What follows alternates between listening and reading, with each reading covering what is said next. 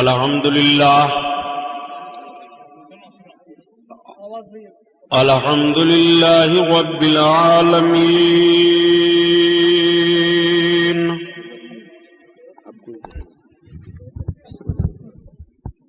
الصلاة والسلام على سيد المرسلين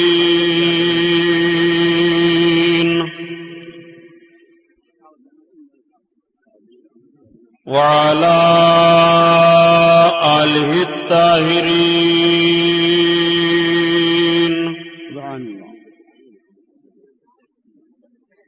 وأصحابه المطهرين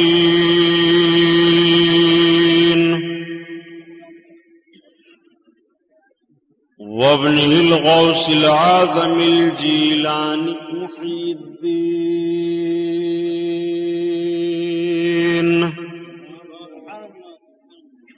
وأهل بيته أجمعين أما بعد فأعوذ بالله من الشيطان الرجيم بسم الله الرحمن الرحيم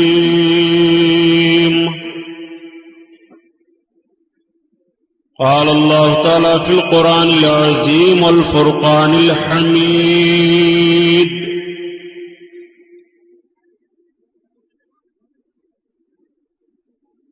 والعاقبة للمتقين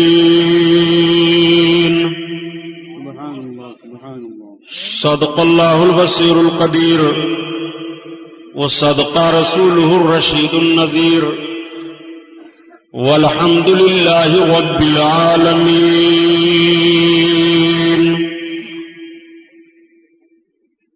لائق صد احترام، ہم اور آپ سب سے پہلے اپنے اور ساری کائنات کے مرکزی عقیدت حضور رحمت للعالمین کس عظیم شخصیت کا نام اعلی حضرت ہے، کون سا کام اعلی حضرت نے کیا، تو کیا صرف یہ کہہ کر آپ گزر جاؤ گے اور اعلی حضرت کا صحیح تعارف ہو جائے گا کہ اعلی حضرت نے نیاز اور فاتحہ کا ثبوت دیا، چادر و گاگر کا ثبوت پیش فرمایا، روٹی اور گلگلے اور مٹھائی میں رہے معاذ اللہ؟ اعلی حضرت اس عظیم شخصیت کا نام نہیں ہے. اعلی حضرت اس عظیم شخصیت کا نام ہے کہ 1856 عیسوی میں بریلی شریف کی سرزمین پر ایک خان گھرانے میں ایک بچے کی ولادت ہوئی. 13 سال کی عمر میں وہ عظیم الشان عالم دین بنے اور ایسے عالم بنے کہ اسی وقت سے ان کے والد نے قلم دے دیا ہاتھ میں، فتوے کی ذمہ داری دے دی. قوم کی آبرو ملت کا معاملہ سامنے تھا. آقا کریم صلی اللہ علیہ وسلم کی عظمت کی تقدیس کا سوال اٹھا. رب العزت پاک بے نیاز کی مقدس ذات پر حملے ہو رہے تھے.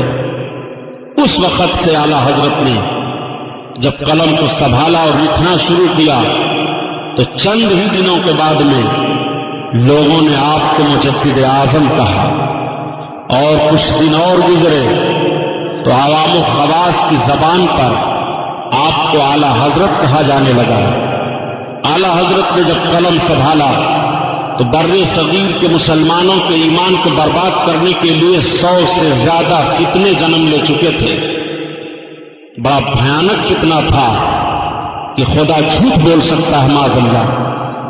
بڑا بھیانک فتنہ تھا کہ جس کا نام محمد یا علی ہے اسے کسی چیز کا اختیار نہیں. بڑا بھیانک فتنہ تھا کہ اولیاء کرام کی مقدس مزارات کو مٹی کا ڈھیر کہا جا رہا تھا. بڑا بھیانک، کو کم کر دو، کہاں سے پکڑ رہا ہے لاؤڈ اسپیکر والے کو، کہ جب نبی کریم صلی اللہ علیہ وسلم کی مقدس ذات پر حملہ کیا گیا کہ جس کا نام محمد یا علی ہے اسے کسی چیز کا اختیار نہیں معاذ اللہ. یہ کتنا بھیانک فتنہ پیدا ہوا تھا کہ یا رسول اللہ کہہ کر رسول کٹو گے تو مشرک ہو جاؤ گے. یہ کتنا بڑا بھیانک فتنہ پیدا ہو گیا تھا کہ اگر تم انبیاء کو، اولیاء کو वसीला मानोगे तो मुशरिक हो जाओगे। ये कितना भयानक फितना पैदा हुआ था कि दिल्ली के जामा मस्जिद के मिंबर पर एक तरफ कुरान को रखा गया था, एक तरफ गीता को रखा गया था, और गांधी जैसे मुल्क के लीडर को ले जाकर के तकरीर करवाई गई थी, और ये कहा गया था कि अगर नबूवत का दरवाजा बंद ना हुआ होता तो माज़अल्लाह हम गांधी को नबी मान लेते। कितना खतरनाक माहौल था उस वक्त। बर्र सगीर का मुसलमान चीख पड़ा था। ऐसे ऐसे फितने जन्म ले चुके थे कि जिनकी बुनियाद पर ईमान की हिफाजत होने को कौन कहे।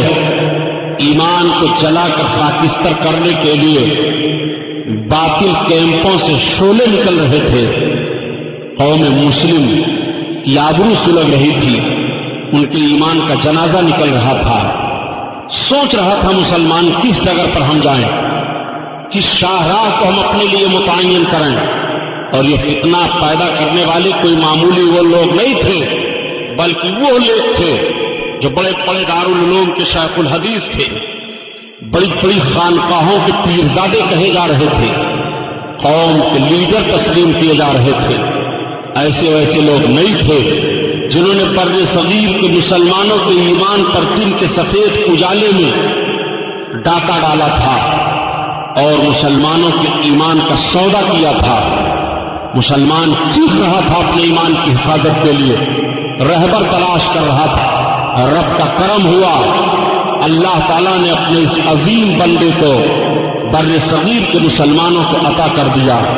और जब कलम चलना शुरू हुआ और दुश्मनों के सवालात के जवाबात के दिफा में लिखना शुरू किया और तहरीरें सामने आई तो आवाज आ रही थी, किल पे रजा है खंजरे खूंखार बरकबार, आदा से कह दो खैर मनाएं न शर करें।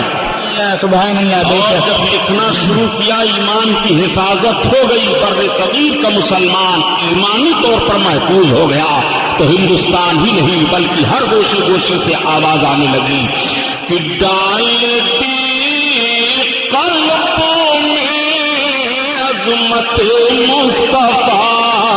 सुभान अल्लाह, सुभान अल्लाह। डालती कल्बों में अज़मत मुस्तफा सैयदी आला हज़रत लाखों सलाम, लाखों सलाम। सुभान अल्लाह, सुभान अल्लाह। बेशक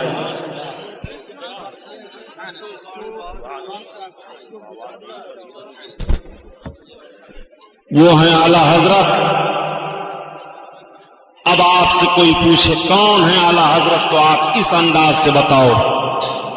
आज आला हजरत की तहरीरों पर रिसर्च हो रहा है। आला हजरत की तहरीरों को देखने के बाद मुहक्किकीन दंग रह गए। आला हजरत है। इन्हें आला हजरत क्यों कहा गया? ये तमाम हजरतों में सबसे आला हैं, सबसे बड़े हैं, इसलिए इन्हें आला हजरत कहा गया। आला हजरत किसी मामूली इंसान का नाम नहीं है। आज ताज्जुब का मकाम है प्यारे कि सारे जराइम हमारे अंदर और गालियां दी जा रही हैं आला हजरत को। कव्वाली हम करें, गाली आला हजरत सुने। अंदल संदल का मामला हम पेश करें, गाली आला हजरत सुने। खुराफात हम करें, गाली आला हजरत सुने। ढोल ताशे ताजिया का मामला हम रखें, गाली आला हजरत सुने। बिदातों के मुर्तकिब हम हों और गाली आला हजरत सुने। ये कैसा वक्त का अलविया है। आला हजरत के मिशन को समझो, आला हजरत की तहरीक और आला हजरत की तकरीर को समझो। आला हजरत ने सही सही दीन का वही रुख पेश किया है जिस पर सहाबा का अमल था, गौस का अमल था, कुतुब अमल था, मखदूमों का अमल था, इल्मे मुज्तहिदीन का अमल था। आला हजरत ने वही उसूल ज़ाब्ता पेश किया, मगर वजह क्या है کہ آج ہماری اور آپ کی ساری برائیوں کو دیکھنے کے بعد معاذ اللہ بدنام اعلی حضرت کو کیا جائے. تو اعلی حضرت عظیم البرکت اپنے آقا مولا صلی اللہ علیہ وسلم کی نعت کہتے ہیں، اور ایسی نعت کہتے ہیں کہ اعلی حضرت کی نعت کا ہر شعر قرآن عظیم کی کسی آیت کریمہ کا یا تو ترجمہ ہوتا ہے اور یا تو آقا کی مقدس زندگی کا کوئی عظیم الشان گوشہ ہوتا ہے، جس کو سننے کے بعد مسلمان کا ایمان تازہ ہو جاتا ہے. سرکار اعلی حضرت عظیم البرکت اپنے آقا صلی اللہ تعالی علیہ وسلم کی شان میں اس طرح سے عرض کرتے ہیں یا رسول اللہ. اور وہ اعلی حضرت کی نعت ہے کہ بزرگوں کا تجربہ ہے کہ صبح و شام بطور وظیفہ تلاوت کیا کرو، غریب ہو تو امیر بن جاؤ گے، سبحان اللہ، بیمار ہو تو صحت مند بن جاؤ گے. اعلی حضرت کی نعت پڑھتے رہو. بدبخت ہو آدمی محبت سے پڑھتا رہے تو نیک بخت بن جائے گا. اعلی حضرت عظیم البرکت کی وہ نعت پاک ہے. اعلی حضرت اپنے آقا صلی اللہ علیہ وسلم کی بارگاہ میں عرض کرتے ہیں یا رسول اللہ، زمین و زمان تمہارے لیے، مکین و مکان تمہارے لیے، تمہارے لیے. سبحان اللہ، سبحان اللہ. زمین و چونا تمہارے لیے، بنے دو جہاں تمہارے لیے، تمہارے لیے. یا رسول اللہ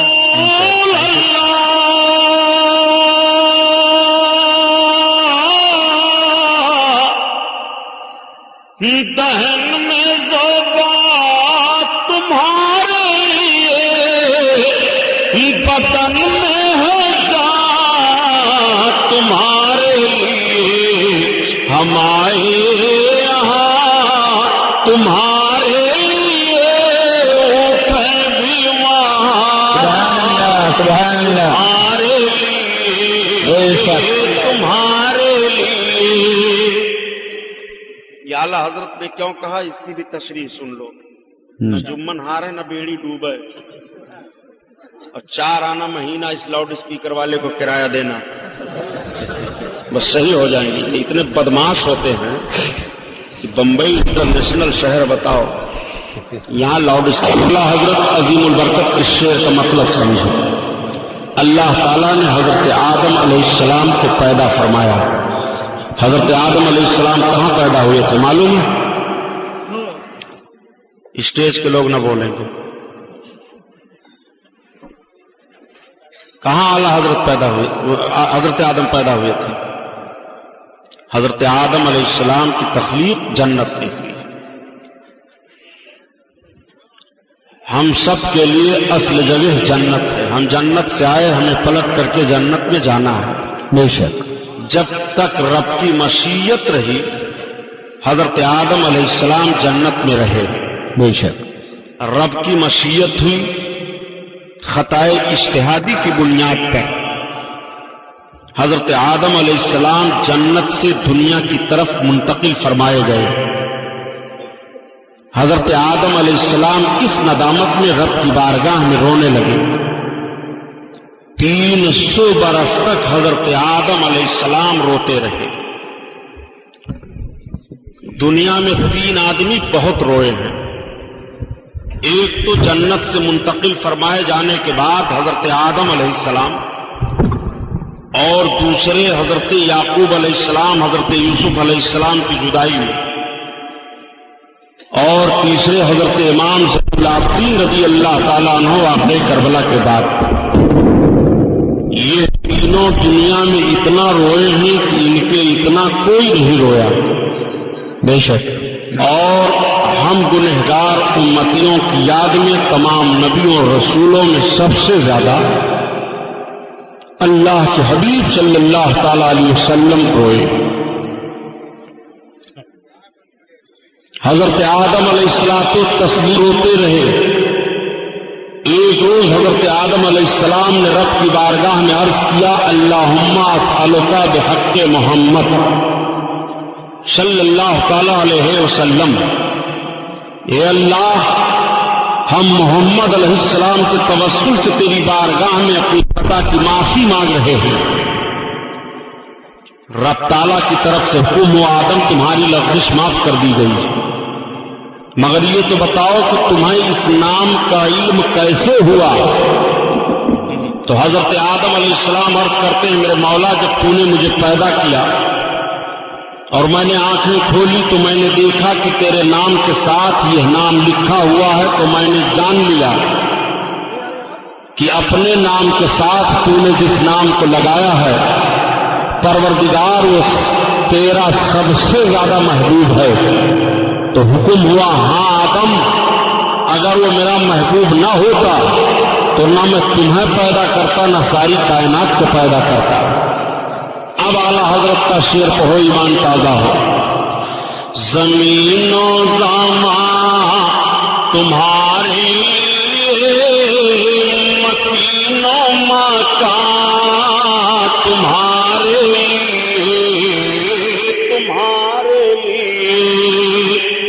चुनीनो चोना तुम्हारे लिए बने तो जहां तुम्हारे लिए सुभान अल्लाह, सुभान अल्लाह। खलीलो नजी मसीहो सफी सभी से कहीं ना बनी या हबीब अल्लाह खलीलो नजी मसीहो सफी सभी से कहीं ना बनी ये बेखबरी की खल्को थी कहां से कहां तुम्हारे लिए जमीनो ज़मा तुम्हारे लिए मकीनो मकान तुम्हारे लिए। इस शान से हस्सान बोले, फिदाए हामिल कुरान बोले, गुलामी मोती ईमान बोले, उन तरस दकीक़ादान बोले, अदब का मतलय ताबान बोले, वह हसन मिन कलम तरक्कत आईनी व अजमल मिन कलम तलबिन निसाऊ खुलिक़ता मुबर्रान मिन कुल्ल ऐबिन कान का कत खुलिक़ता कमा तशाऊ। हजार बार बुशोयन दहंज मुश्को गुलाब हुनूज नाम तो गुफ्तन कमाल बेअदबीस।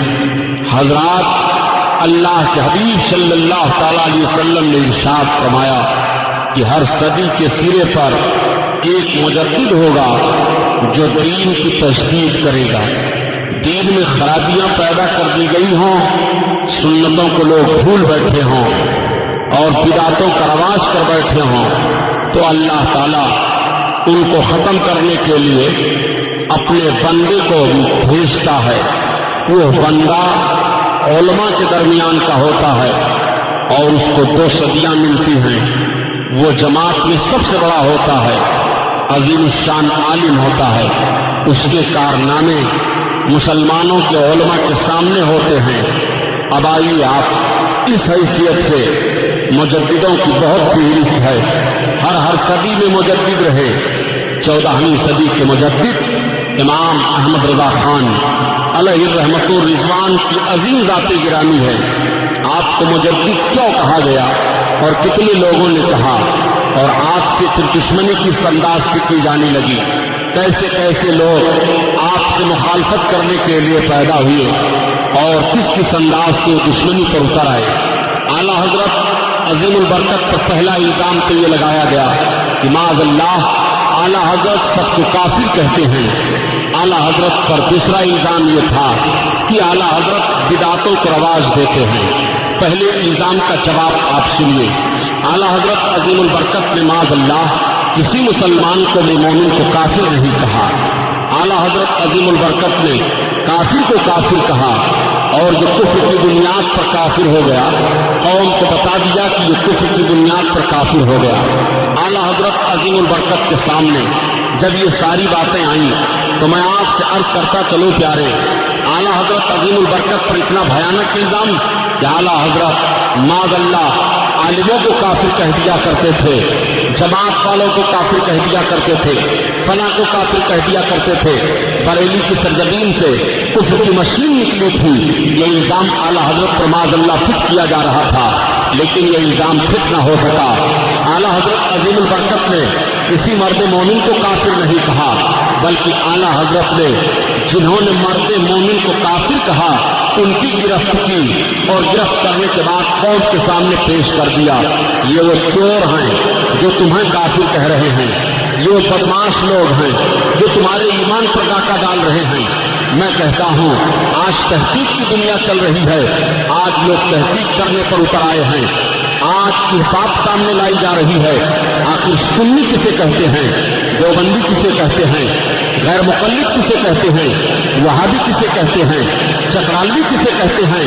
کلمہ ایک ہے، نماز ایک ہے، روزہ ایک ہے، حج ایک ہے، زکوٰۃ ایک ہے، پھر یہ جماعت بندیاں کیسے ہو گئی ہیں، یہ اختلاف کیسے ہو گیا ہے۔ آج پڑھا لکھا طبقہ ایک سوال اٹھاتا ہے اور سوچنے پر وہ مجبور ہو جاتا ہے، آخر مذہب اسلام کو ماننے والے یہ بھی تو ہیں جنہیں غیر مقلد کہا جا رہا ہے، یہ بھی تو نماز پڑھ رہے ہیں، جنہیں اہل حدیث کہا جا رہا ہے، یہ بھی تو نبی کا نام لے رہے ہیں، جنہیں اہل حدیث کہا جا رہا ہے، یہ بھی تو قرآن کی تلاوت کر رہے ہیں، جنہیں اہل حدیث کہا جا رہا ہے، یہ بھی تو درود پڑھ رہے ہیں، جنہیں اہل حدیث کہا جا رہا ہے، یہ بھی تو حج کرنے کے لیے جا رہے ہیں، جنہیں وہابی گردانا جا رہا ہے، یہ بھی تو جا رہے ہیں حج کرنے کے لیے، جنہیں دیوبندی کہا جا رہا ہے، یہ بھی تو نماز تراویح پڑھ رہے ہیں، جنہیں دیوبندی پکارا جا رہا ہے، یہ بھی اپنے آپ کو دعویٰ کر رہے ہیں، جنہیں بریلوی کہا جا رہا ہے۔ آج ایک سوال یہ پیدا ہو رہا ہے ذہن میں، ایک طبقہ یہ سوچنے پر مجبور ہے یہ مولویوں نے اختلاف پیدا کر دیا ہے، ورنہ سب ایک ہیں۔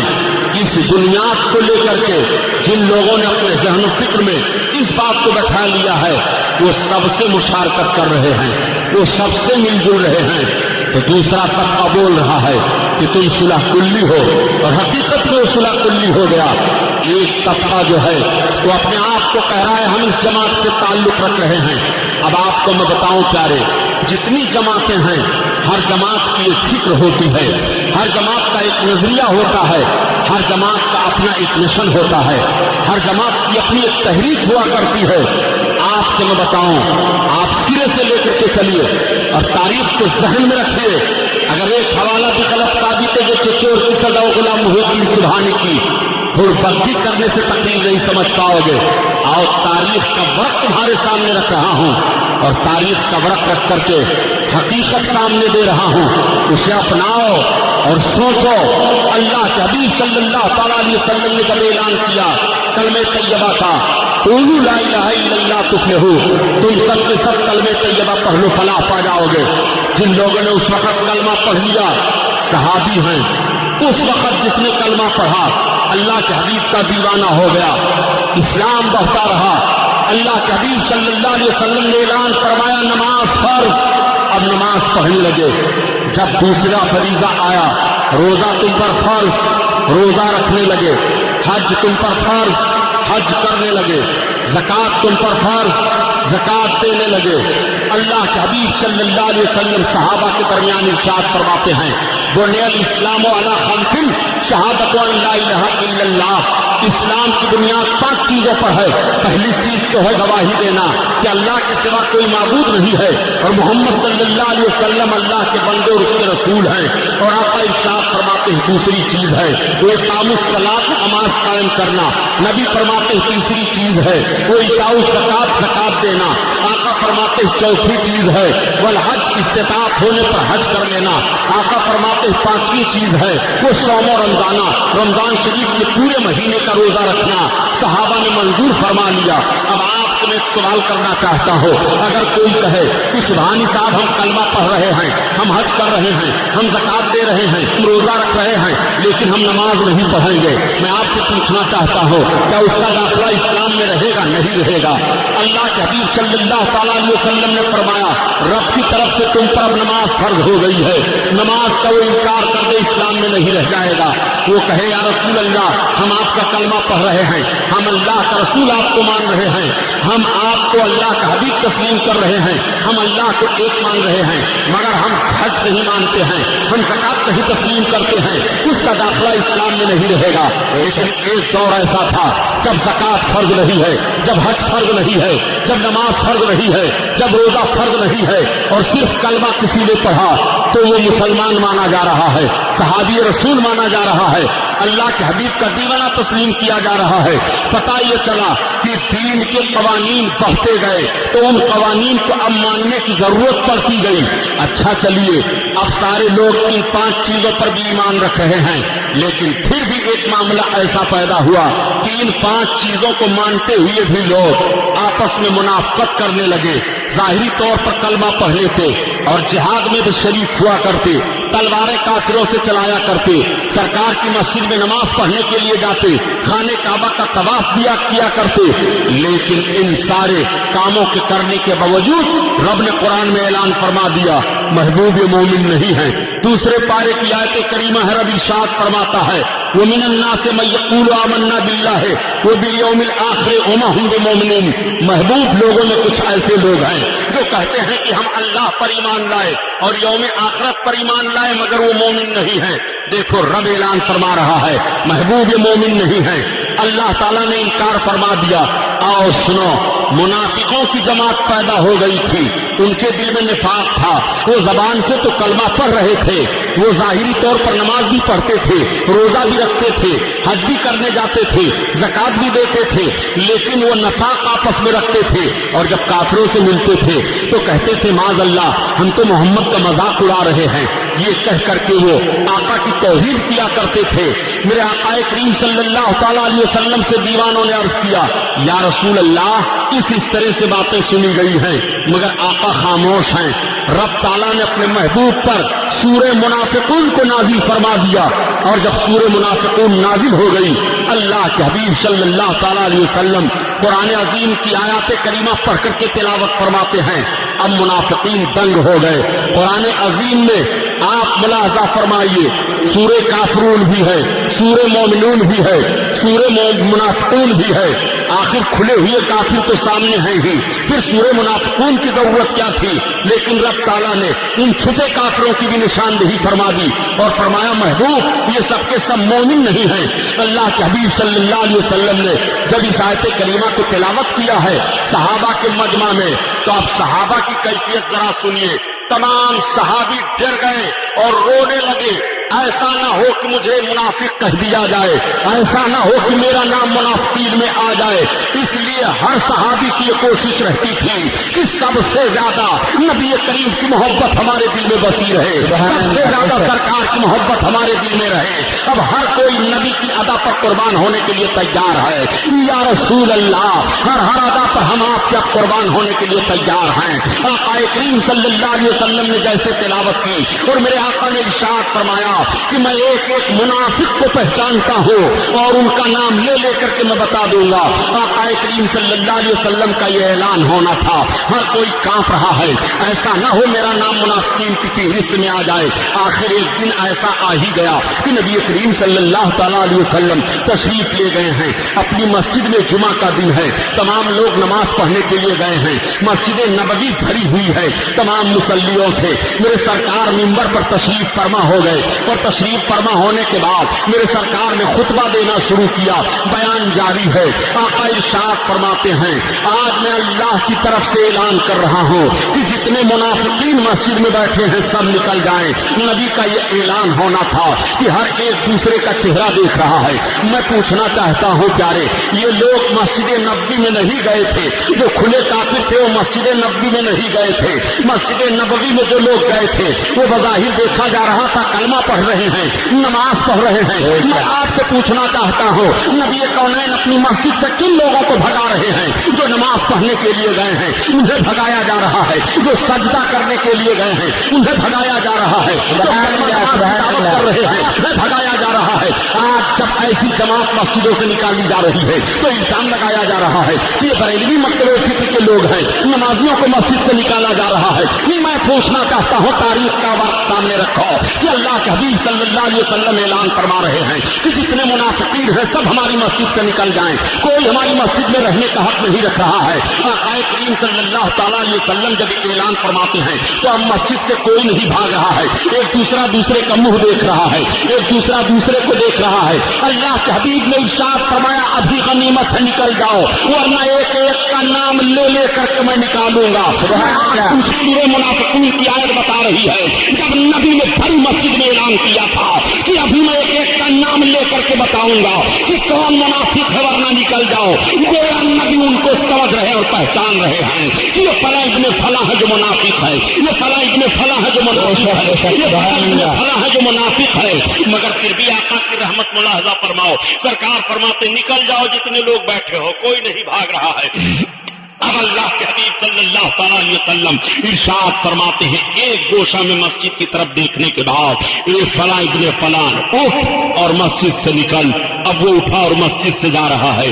آقا نے ارشاد فرمایا تو بھی مسجد سے نکل بھاگ، تو بھی مسجد سے نکل بھاگ، تو بھی مسجد سے نکل بھاگ۔ میری سرکار نے اپنی مسجد سے 300 مردوں کو اور 175 عورتوں کو نکالا، 450 کی تعداد مسجد نبوی سے جمعہ کے دن بھگائی جا رہی ہے۔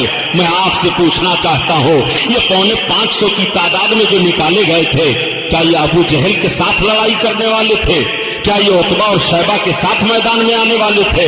یہ وہ لوگ تھے جو زبان سے کلمہ تو پڑھتے تھے لیکن رسول کی محبت ان کے دل میں نہیں تھی، احترام آقا کا ان کے دل میں نہیں تھا، وہ سرکار کی ذات پر اعتراض کیا کرتے تھے۔ اچھا اعتراض ان کا کیا تھا یہ بھی سوچتے چلو۔ میرے آقا صلی اللہ تعالیٰ علیہ وسلم تشریف فرما ہے، ایک صحابی حاضر آئے اور عرض کرتے ہیں یا رسول اللہ میری اونٹنی غائب ہو گئی ہے۔ اب آپ ذہن و فکر دیکھو کہ آقا کریم صلی اللہ علیہ وسلم کی بارگاہ میں صحابی اپنے غائب اونٹنی کا پتہ پوچھنے کے لیے آئے ہیں۔ جب ان کے دل میں یہ بات بس گئی کہ ہاں نبی کو غیب کی بات ہے تبھی تو آئے ہیں، اب نبی کے لیے غیب مان لینا یہ صحابی کا عقیدہ ہے۔ صحابی جب ہی آ رہے ہیں جب ان کے دل میں یہ عقیدہ جم جاتا ہے۔ اگر وہ یہ سمجھتے کہ محمد کو کیا معلوم کہ میری اونٹنی کہاں ہے تو قطعاً وہ نہیں آتے۔ اب وہ آ کر کے عرض کر رہے ہیں یا رسول اللہ میری اونٹنی کہاں ہے؟ تو میرے آقا نے یہ نہیں ارشاد فرمایا میرا کام تھا تبلیغ رسالت کر دینا، خدا کی وحدانیت کا اعلان کر دینا، ہم اونٹنی بتانے کے لیے تھوڑے آئے ہیں، نہیں، بلکہ سرکار ارشاد فرماتے ہیں جاؤ فلاں پہاڑی کے پاس ایک جھاڑی ہے اور اس جھاڑی میں تمہارے اونٹنی کی نکیل الجھ گئی ہے، وہاں ہے لے آؤ۔ اب یہ گئے اسی بتائے ہوئے پتہ پر اپنی اونٹنی کو پا لیتے ہیں اور لے کر کے چلے آئے۔ اب جو بظاہر کلمہ پڑھ رہے تھے تو وہ کیا کہنے لگے یہ دیکھو محمد کو یہ تو غیب کی بات بتا رہے ہیں۔ اس طرح کا اعتراض یہ منافقین کلمہ پڑھتے ہوئے کیا کرتے تھے، یہ دیکھو محمد اختیار رکھ رہے ہیں، یہ دیکھو محمد ایسا کہہ رہے ہیں۔ آقا کریم صلی اللہ علیہ وسلم کی ذات پر کلمہ پڑھتے ہوئے تبصرہ کر رہے تھے، ان کو رب تعالیٰ نے فرمایا محبوب مومن نہیں ہے منافق ہے، اور نبی ایسی جماعت کو اپنی مسجد سے نکال کر کے بھگا رہے ہیں۔ یہ ساری جماعت جب مسجد سے نکل گئی تو اب آپ ذرا غور فرمائیے کہ اللہ کے حبیب صلی اللہ تعالیٰ علیہ وسلم جب انکار فرما دے کہ تم مومن نہیں ہو تو وہ لاکھ مومن ہونے کا دعویٰ کرے مومن نہیں ہو سکتا۔ یہ ظالم لوگ گئے تو بیٹھے نہیں بلکہ ایک مسجد تعمیر کیا اور تعمیر کرنے کے بعد پھر سرکار کی بارگاہ میں آئے اور عرض کرتے ہیں یا رسول اللہ آپ نے تو اپنی مسجد میں ہم کو نماز نہیں پڑھنے دیا ہے لیکن چلیے ہماری مسجد میں آپ نماز پڑھ دیجئے برکت کے لیے۔ اللہ تعالیٰ نے قرآن عظیم کی آیت کریمہ نازل فرما دی محبوب وہ مسجد نہیں ہے بلکہ وہ تو نقصان پہنچانے والی جگہ ہے، اسی کا نام مسجد ضرار ہے جو قرآن میں آیا ہوا ہے۔ اللہ کے حبیب کو حکم ہوتا ہے رب کی جانب سے، نبی نے 2 صحابیوں کو بلایا اور بلانے کے بعد ارشاد فرماتے جاؤ اس کو پھونک دو جو انہوں نے تعمیر کی ہے۔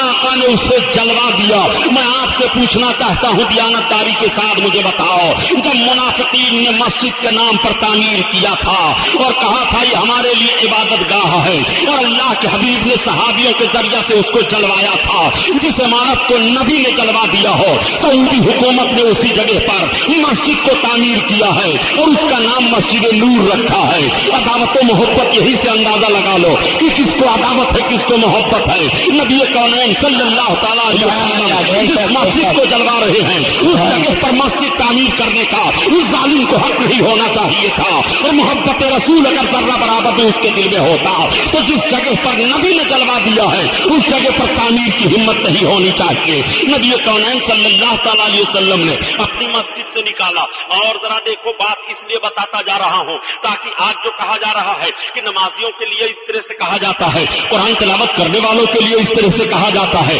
آؤ دیکھو اللہ کے حبیب صلی اللہ علیہ وسلم تشریف فرما ہے، تب تک صحابہ بول پڑے یا رسول اللہ ہم لوگوں میں ایک ایسا نوجوان ہے جو بڑی عبادت و ریاضت کر رہا ہے اور بڑا خوبصورت نوجوان ہے، یا رسول اللہ وہ اس طرح سے ہے۔ سرکار کے سامنے تمام صحابہ اس کی تعریف کر ہی رہے تھے، تب تک وہ نوجوان آ گیا۔ آقا سے صحابیوں نے عرض کیا یا رسول اللہ وہی نوجوان ہے جس کے بارے میں ہم کہہ رہے تھے۔ وہ نوجوان وہاں کھڑا ہوا اور کھڑے ہونے کے بعد سرکار کو سلام کیا۔ آقا کریم نے سلام کا جواب دیتے ہوئے ارشاد فرمایا کیا تم اپنے دل میں یہ سوچ رہے ہو کہ تم سے بہتر یہاں کوئی نہیں ہے؟ اس نے عرض کیا ہاں یا رسول اللہ۔ یہ کہہ کر کے وہ آگے بڑھ گیا اور جا کر کے مسجد میں پہنچا، نماز پڑھنے لگا۔ آقا کریم ارشاد فرماتے ہیں کون ہے جو اس کو قتل کرے گا؟ تب تک حضرت ابوبکر صدیق اٹھ پڑے، عرض کرتے ہیں یا رسول اللہ اس کی گردن میں ماروں گا۔ حضرت ابوبکر صدیق جب مسجد میں گئے دیکھا تو وہ نیت باندھے نماز پڑھ رہا ہے، واپس آ گئے۔ آپ نے عرض کیا یا رسول اللہ وہ تو نماز پڑھ رہا ہے۔ آقا نے فرمایا کون ہے جو اس کو قتل کرے گا؟ تب تک حضرت عمر بن خطاب اٹھ پڑے اور عرض کرتے یا رسول اللہ میں اس کو مار دوں گا۔ اور جب گئے تو دیکھا وہ رکوع میں جا رہا ہے۔ آقا کریم کی بارگاہ میں واپس آ گئے، عرض کیا یا رسول اللہ وہ رکوع میں ہے۔ تب تک آقا نے ارشاد فرمایا کون ہے جو اس کو مارے گا؟ حضرت مولا کائنات نے عرض کیا یا رسول اللہ میں اب ضرور قتل کر دوں گا۔ آقا فرماتے ہیں علی تم قتل تو ضرور کر دیتے مگر اس کو پاؤ تب۔ اب حضرت مولا کائنات جا رہے ہیں تو دیکھا کہ وہ نماز پڑھ کر کے نکل چکا تھا۔ صحابہ حیران رہ جاتے ہیں، عرض کرتے ہیں یا رسول اللہ آپ نے اس کو مارنے کے لیے حکم دیا ہے، سرکار وہ معاملہ کیا ہے؟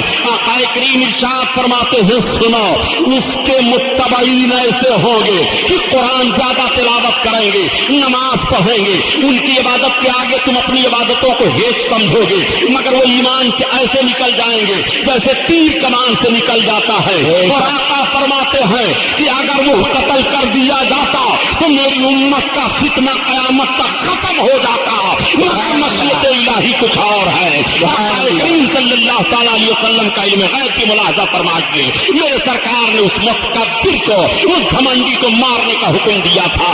آج سوال اٹھ رہا ہے رسول اللہ صلی اللہ علیہ وسلم نے تو بہت محبت پیش کی ہے، میرے آقا کی سیرت پیش کرو۔ نبی تو دشمنوں کو دعائیں دیا کرتے تھے، نبی کو تو فلاح کو دعا دیا کرتے تھے۔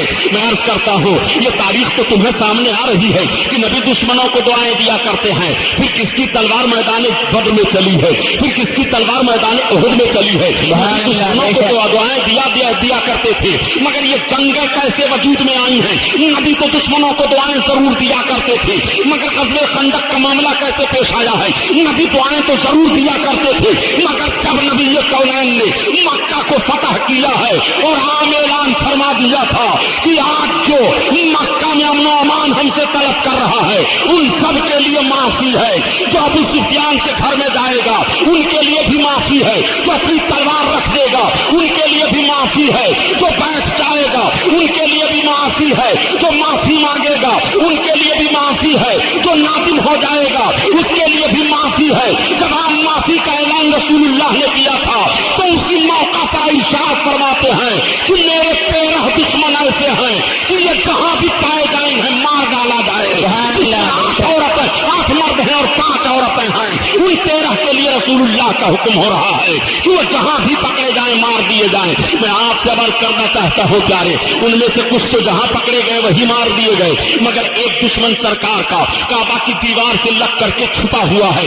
और काबा शरीफ पर गिलाफ है, उस गिलाफ को अपने ऊपर डाल लिया है। सहाबियों ने जाकर के वहां पकड़ लिया। सरकार का ये दुश्मन दीवार काबा के पास मिल गया है। हरम शरीफ का वो मुकद्दस मकाम है कि हरम में आप जू तक नहीं मार सकते हो, वो एहतराम करना हरम का प्यारे है। हरम वो मुकद्दस सरजमीन है। अल्लाह अल्लाह। एक सहाबी बयान फरमाते हैं कि एक मर्तबा जब बाद में वो ईमान लाए तो कहते हैं कि एक मर्तबा मैं बैठा हुआ था हरम के करीब कि एक भेड़िया एक जानवर को शिकार करने के लिए दौड़ाया। वो जानवर भाग करके हरम की जमीन पर जैसे दाखिल हुआ, भेड़िया ठहर जाता है और आगे नहीं बढ़ता है और हरम की जमीन का एहतराम करता है। तो वो कहते हैं मुझे ताज्जुब होने लगा और मैंने कहा ये देखो हरम की मुकद्दस जमीन है जिसका एहतराम भेड़िया भी कर रहा है। तब तक भेड़िया ने कहा हमारे एहतराम पर तुम ताज्जुब कर रहे हो और मैं तुम्हारे ऊपर ताज्जुब कर रहा हूँ कि हरम को मोहतरम बनाने वाले आ गए हैं और उनका कलमा नहीं पढ़ रहे हो।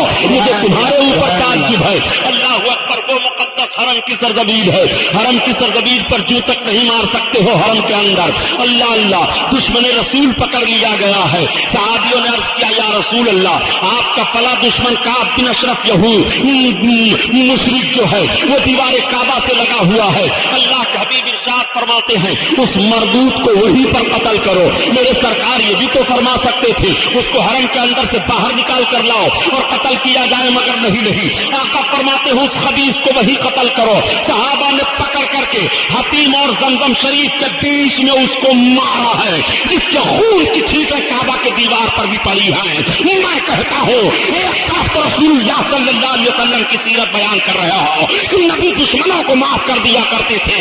मैं कहता हूँ जरूर दुश्मनों को नबी माफ फरमा रहे थे, मगर जो दुश्मन अजमत मुस्तफा को न जानते हुए दुश्मनी कर रहा है वो जब मुआफकत में आता है तो नबी उसकी खताएं माफ कर दिया करते हैं और जो अजमतों को देखने के बाद दुश्मन बनता है वो गुस्ताख करार दिया जाता है। नबी ने उसको माफ नहीं किया है। सुभान अल्लाह सुभान अल्लाह। ये कौनैन सल्लल्लाहु तआला अलैहि वसल्लम ने उस खबीस को कत्ल करने का हुक्म वही दिया। मैं अर्ज करना चाहता हूँ प्यारे आज आखिर इख्तिलाफ ऐसा क्यों कर रहे हो? मोहब्बत रसूल का दम भरने वाली कौम पर आज इल्जाम लगाया जा रहा है। आज सारे जराइम हमारे सामने आ रहे हैं, आज सारी परेशानियां हमारे सामने आ रही हैं। किन किन चीजों पर बयान किया जाए? एक तरफ तो ये इल्जाम लगाया जाता है नमाज रोजे पर तकरीरें नहीं हो रही हैं और दूसरी जानिब ये इल्जाम लगाया जाता है कि ये सबके सब बिदाती लोग हैं। मैं कहता हूँ एक बिदाती कहने वाले नज्द की हरामी औलादो तुम बिदाती सबसे बड़े हो। हम तो वो मुसलमान हैं जो तौर तरीका सहाबा का था उसी तौर तरीके पर हमारा अमल हो रहा है। खुदा की कसम तुम किसी सहाबी का अकीदा नहीं दिखा सकते हो कि किसी सहाबी ने रसूलुल्लाह के ताल्लुक से ये कहा हो कि जिसका नाम मोहम्मद है उसे किसी चीज का इख्तियार नहीं, उसका नाम अली है उसे किसी चीज का इख्तियार नहीं, बल्कि तमाम सहाबा का यह अकीदा है कि मेरे आका सल्लल्लाहु तआला अलैहि वसल्लम बाअख्तियार हैं और रब ने इन्हें सब कुछ अख्तियार दे करके भेजा है। बेशक सुभान अल्लाह। चलता रहा। अल्लाह के हबीब सल्लल्लाहु तआला अलैहि वसल्लम जब 63 साल जिंदगी को तय फरमा रहे हैं, नबी की शान में अगर कोई तौहीन करता है तो वही का सिलसिला अभी बरकरार है। रब ताला उस दुश्मन की वजाहत फरमाता है, उसके सजा को बयान कर देता है।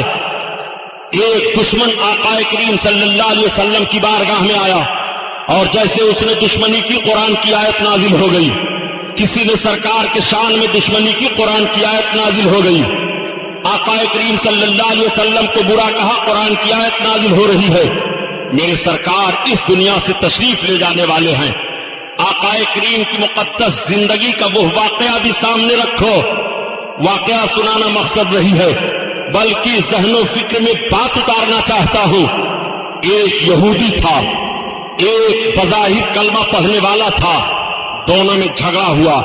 झगड़ा सिर्फ इस बात पर हुआ था कि जहां से पानी जाता था खेत में, पहले यहूदी का खेत पड़ता था, बाद में कलमा बज़ाहिर पढ़ने वाले का खेत पड़ता था। यहूदी ने कहा पहले मेरा हक है, मैं पानी से करीब हूं, फिर उसके बाद तुम्हारा हक है। اس نے کہا نہیں پہلے میرا حق ہے. اس بات پر جب اختلاف ہوا تو یہ جھگڑا آقا کی بارگاہ میں پیش ہوا. آقا کریم صلی اللہ تعالی علیہ وسلم نے ملاحظہ فرمانے کے بعد ارشاد فرمایا کہ پہلے یہودی کو اپنے کھیت میں پانی لے جانے دو، اس کا حق ہے. میرے سرکار نے قانون دے دیا اور یہ ذہن و فکر دے دیا کہ انصاف سب کے لیے برابر ہے. سرکار دو عالم صلی اللہ تعالی علیہ وسلم کی مقدس زندگی کو مطالعہ کرو. میرے سرکار نے انصاف سب کو عطا کیا، سرکار نے انصاف سب کو دیا. اس قوم سے میں مطالبہ کرنا چاہتا ہوں جس قوم کے لوگ آج مسجدوں کو گرا کر کے بت خانوں میں تعمیر کرنے کے لیے پلان بنا رہے ہیں. سن لو، مسجدیں بہت شہید ہوئی ہیں، مسجدوں کی شہادت کے واقعات تاریخوں میں بہت ملتے ہیں، لیکن یہ اس رب کی عبادت گاہ ہے جس رب نے ساری کائنات کو پیدا کیا ہے. دنیا نے دیکھا ہے کہ جب جب قومیں مسجدوں پر حملہ آور ہوئی ہیں تو اسی قوموں نے بعد میں کلمہ پڑھ کر کے اسلام میں داخلہ لیا ہے، اور انہی لوگوں نے پھر مسجدوں کی تعمیر کی ہے اور مسجدوں کو بنایا ہے. تاریخ میں جانا نہیں چاہتا ہوں، ایسا تو نہیں ہے کہ آج جو لوگ پلان بنا رہے ہیں کہ مسجد کی جگہ پر بت خانہ تعمیر کیا جائے، بعد میں ان کے لیے وہ دن آنے والا ہو کہ کلمہ طیبہ پڑھ کر کے اسلام میں داخلہ لے. اور رپورٹ لے لو کہ سب سے پہلا انسان جس نے بابری مسجد کی شہادت کا پلان بنایا وہ کلمہ پڑھ چکا ہے، مسلمان ہو چکا ہے. رپورٹ لے لو، ہمارے پاس رپورٹ موجود ہے. اگر تاریخ کا حوالہ غلط ہو تو کسی کا غلام محی الدین سبحانی کی قوم مسلم کی عبادت کا گرا کر کے تم اس کو ہراساں نہیں کر سکتے ہو. اگر قوم مسلم کی عبادت گاہیں بھارت کی سرزمین پر گرتی رہی تو 22 کروڑ مسلمان ہندوستان کو اپنا قبرستان بنا دے گا. اپنی عبادت گاہوں کی حفاظت کے لیے ہمارے پیغمبر نے تو ارشاد فرمایا تھا کہ کسی بھی قوم کی عبادت گاہ نہ گرائی جائے، ان کے عبادت گاہوں میں عبادت کرنے والوں پر حملہ نہ کیا جائے، ان کی کھیتیاں نہ پھونکی جائیں، ان کے مکانات نہ جلائے جائیں، ان کے بوڑھوں کو نہ مارا جائے، ان کے بچوں پر حملہ نہ کیا جائے، ان کی عورتوں کو قتل نہ کیا جائے. آج ہندوستان کی تاریخ مطالعہ کر لو کہ جب ہم شخصی حکومت کی بنیاد پر حکومت کر رہے تھے تو ہم نے اپنی حکومت میں کتنی مندروں کو جائیدادیں دی ہیں، کتنی مندروں کو اوقاف دیے ہیں، کتنے مندروں کے چراغ بتی کا انتظام کیا گیا ہے. یہ غلط الزام انگریزوں نے لگایا ہے اور قوم مسلم کو اگر مسلموں کو بھارت کی سرزمین پر لڑانے کی مکمل کوشش کی گئی ہے. بے شک بے شک. مزاج بدلو. سنو اللہ کے حبیب صلی اللہ علیہ وسلم کیسا انصاف دے رہے ہیں. یہودی ہے، اس نے کلمہ نہیں پڑھا ہے، یہودی کے حق میں انصاف اللہ کے حبیب نے دے دیا. اب یہ چلا مطمئن ہے کہ پیغمبر اسلام نے مجھے انصاف دے دیا، مگر جو بظاہر کلمہ پڑھ رہا تھا شیطان اس کو وسوسہ دے رہا ہے. عمر بن خطاب کی بارگاہ میں چلو، عمر بن خطاب کی بارگاہ میں چلو. تب تک اس نے بول دیا اور کہا یہودی کہاں؟ کہا ایسا کرو کہ حضرت عمر فاروق کی بارگاہ میں چلو. کہا کس لیے؟ کہا اس مقدمہ کو وہاں فیصلہ کرایا جائے گا. کہا عجیب پاگل آدمی ہو، تم جس نبی کا کلمہ پڑھتے ہو انہوں نے فیصلہ میرے حق میں دے دیا، اب ان کے پاس چل رہے ہو. جو نبی کے امتی ہیں وہ بھی نبی کا کلمہ پڑھ رہے ہیں. کہا نہیں، ان کے پاس چلو. حضرت عمر فاروق اعظم کے پاس دونوں آئے، مقدمہ رکھا گیا، جھگڑے کا معاملہ. یہودی نے صرف ایک جملہ کہا تھا کہ عمر بن خطاب کہاں؟ ہاں. کہا یہ مقدمہ آپ کے پاس آنے سے پہلے آپ جس رسول کا کلمہ پڑھ رہے ہیں ان کی بارگاہ میں جا چکا ہے. کہا تب؟ کہا فیصلہ میرے حق میں ہوا ہے، ان سے پوچھئے. حضرت عمر فاروق اعظم نے پوچھا کیوں؟ کہا ہاں سرکار نے تو فیصلہ ان کے حق میں دیا، مگر میں آپ سے فیصلہ لینا چاہتا ہوں. اب جوش اور عقیدہ اور محبت دیکھو. عمر فاروق اعظم نے تلوار اٹھائی اور اٹھانے کے بعد سزا میں بلند کیا. بلند کرنے کے بعد ایسا وار کیا کہ ایک ہی تلوار کے وار میں اس کی گردن کٹ کر کے ادھر گری، لاش تڑپ رہی ہے. یہودی گھبرا گیا، پورے مدینہ میں شور ہو گیا کہ عمر بن خطاب نے ایک کلمہ پڑھنے والے کو قتل کر دیا. آپ نے جب تلوار ماری تو فرمایا یہ میرا فیصلہ تم لے لو. میرے آقا صلی اللہ علیہ وسلم چند صحابہ کے درمیان تشریف فرما ہے. اطلاع پہنچ گئی یا رسول اللہ عمر بن خطاب نے ایک کلمہ پڑھنے والے کو مار دیا. میرے سرکار کھڑے ہو گئے، ارشاد فرماتے عمر بن خطاب مومن کو قتل نہیں کریں گے. سبحان کے جملے پر غور کرو. سبحان میرے آقا نے ارشاد فرمایا کہ عمر بن خطاب مومن کو قتل نہیں کریں گے. میرے سرکار چند صحابیوں کو لے کر کے پہنچے، لاش تڑپ رہی ہے، خون بہ رہا ہے، عمر ابن خطاب کی آنکھیں سرخ ہیں، تلوار بھی ہاتھ میں ہے، جیسے انہوں نے دیکھا میرے آقا آ رہے ہیں، تلوار کو زمین پر رکھ دیا اور پائے مبارک کا بوسہ لیا، آقا نے ارشاد فرمایا جو عمر تم نے قتل کر دیا، عرض کرتے ہیں یا رسول اللہ میں نے مومن کو نہیں قتل کیا۔ سبحان اللہ، بے شک۔ جیسے عرض کرتے ہیں تب تک آیت کریمہ نازل ہو رہی ہے، سرکار پر وہی نازل ہو گئی جس کا مفہوم عرض کر رہا ہوں۔ رب نے ارشاد فرمایا اے محبوب جو تمہارا فیصلہ نہ مانے وہ مومن ہے ہی نہیں۔ بے شک بے شک، نعرہ تکبیر، نعرہ رسالت، سبحان اللہ۔ اب آپ مجھے ذہن و فکر سے فیصلہ دیجئے، حضرت عمر فاروق اعظم کے سامنے کیا اس کی نماز، اس کا کلمہ، اس کا روزہ، اس کی اور ساری نیکیاں نہیں تھیں؟ کس بنیاد پر عمر بن خطاب نے اس کو قتل کیا؟ صرف اس بنیاد پر کہ اس نے رسول اللہ کے فیصلے کو نہیں مانا، سرکار کے فیصلے کو تسلیم نہیں کر رہا ہے، گردن مار دی گئی اور قرآن نے اعلان کر دیا، رب کا حکم آ گیا کہ محبوب و مومن نہیں ہے۔ آپ کتنا عیب اللہ کے حبیب میں معاذ اللہ تلاشتے ہیں، یا رسول اللہ کہہ کر نہ پکارو، محمد کہتے ہو ان کو، ہر دم ان پر درود پڑھتے ہو، ان کے مزار کی طرف منہ کر کے سلام پڑھتے ہو، یہ سب بدعت ہے۔ یہ سب صحابہ نے کہاں کیا تھا؟ اور صحابہ نے کیا تھا کہ گاندھی کی قبر پر پھول چڑھاؤ، صحابہ نے کیا تھا کہ اندرا کے مرنے پر قرآن پڑھو، صحابہ نے یہ کیا تھا کہ گلی گلی چندہ مانگنے کے لیے بھیک مانگو گھومو، صحابہ نے یہ کیا تھا کہ جب دینی اجلاس قائم کرو جلسہ کرو تو اندرا گاندھی کو بلا کر تقریر کرواؤ، صحابہ نے یہ کیا تھا کہ دارالندوہ میں جب سونیا گاندھی جائے تو اس کے ساڑی کی لہروں میں سارے مولوی کھڑے ہو جاؤ، تمہارا بھید کھولوں، نہ تم صدمے ہمیں دیتے نہ یہ فریاد کرتے، کھلتے رازے سربستہ نہیں رسوائیاں ہو رہی۔ یہ دجال امام محمد رضا خان پر الزام لگا رہے ہیں، جس امام محمد رضا خان نے ہندوستان کی آبرو کو بچاتے ہوئے جب ٹکٹ ملکہ وکٹوریا کی تصویر کا شائع ہوا تھا ڈاک ٹکٹ لگانے کے لیے، تو اعلیٰ حضرت عظیم البرکت جب اپنے خط پر اس ٹکٹ کو لگوایا کرتے تھے تو فرماتے تھے اس خبیثہ کا منہ الٹا کر کے ٹکٹ لگایا کرو۔ یہ اعلیٰ حضرت عظیم البرکت اپنے دیش پر غیر کے قبضہ داروں کو اہانت کی نگاہ سے دیکھ رہے ہیں، اور اس طرح سے امام محمد رضا ان انگریزوں کے خلاف تحریک پیش کر رہے ہیں۔ بے شک، سبحان اللہ، بے شک۔ اعلیٰ حضرت عظیم البرکت کو سمجھنے چلے ہو، امام محمد رضا خان کی عظیم شخصیت ہے، اللہ کے حبیب صلی اللہ تعالی علیہ وسلم سے محبت کرنے کا سچا ماحول بھارت کی سرزمین پر جب یہ انگریزوں کے خرید پر بک گئے تھے اور انگریزوں کے خریدار بن گئے تھے تو امام احمد رضا خان نے بچا لی تھی آبرو۔ جب انہوں نے کہا خدا جھوٹ بول سکتا ہے تو امام احمد رضا خان کا قلم چلا اور پوری کتاب آپ نے لکھ دی، آج تک اس کتاب کا جواب نہ ہو سکا۔ جب انہوں نے کہا نبی کو غیب کا علم نہیں ہے، اعلیٰ حضرت نے کتاب لکھ دیا کہ رسول اللہ کو خدا کی عطا سے علم غیب، علم ما کان و ما یکون حاصل ہے۔ جب جس عنوان پر یہ حملہ کرتے تھے امام احمد رضا خان کا قلم چل رہا ہے، کتابیں آ رہی ہیں، 1000 سے زائد کتابیں اعلیٰ حضرت عظیم البرکت کی ہیں، اور 127 علم و فن پر اعلیٰ حضرت عظیم البرکت نے تباہ آزمائی کی ہے۔ محققین کا ریسرچ ابھی جاری ہے کہ اس سے بھی زیادہ علم و فن سامنے آ سکتے ہیں۔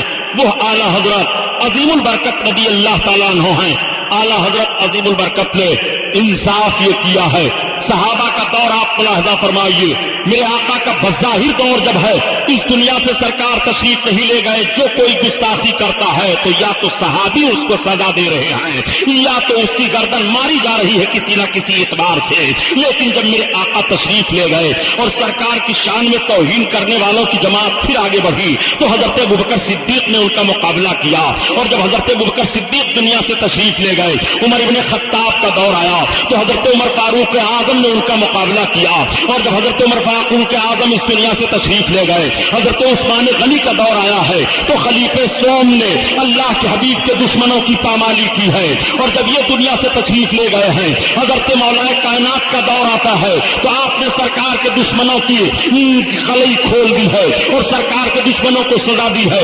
اس طرح سے خلافتیں اور حکومتیں بدلتی رہی، بھلے آپس میں جنگیں بھی ہوئی ہیں مگر رسول اللہ کے دشمن کو بھی چھوڑا نہیں گیا ہے۔ سرکار سرکار کے دشمن کو کبھی معاف نہیں کیا گیا ہے. ایک نوجوان ہم اور آپ ہیں پیارے کہ آج گناہوں میں ملوث ہیں، لیکن جب ہم تاریخ کو اٹھا کر کے دیکھ رہے ہیں اور تاریخ دیکھنے کے بعد جب ہمیں پتا چل رہا ہے کہ جب حضرت عمر بن خطاب کے دور میں بیت المقدس پر قبضہ کیا گیا تھا اور اسلامی جھنڈا لہرایا گیا تھا، اس کے 90 برس کے بعد جب پھر بیت المقدس ہاتھ سے چلا گیا تھا اور صلاح الدین ایوبی نے فتح کیا تھا، اسی ایوبی نے فتح کرنے کے بعد بیت المقدس کو دیکھا اور دیکھنے کے بعد آنکھوں سے آنسو برسنے لگے. تمام لوگوں نے پوچھا صلاح الدین ایوبی رونے کا سبب کیا ہے؟ تو آپ کی آنکھوں سے سامن بھادوں کی طرح آنسو برس رہے ہیں.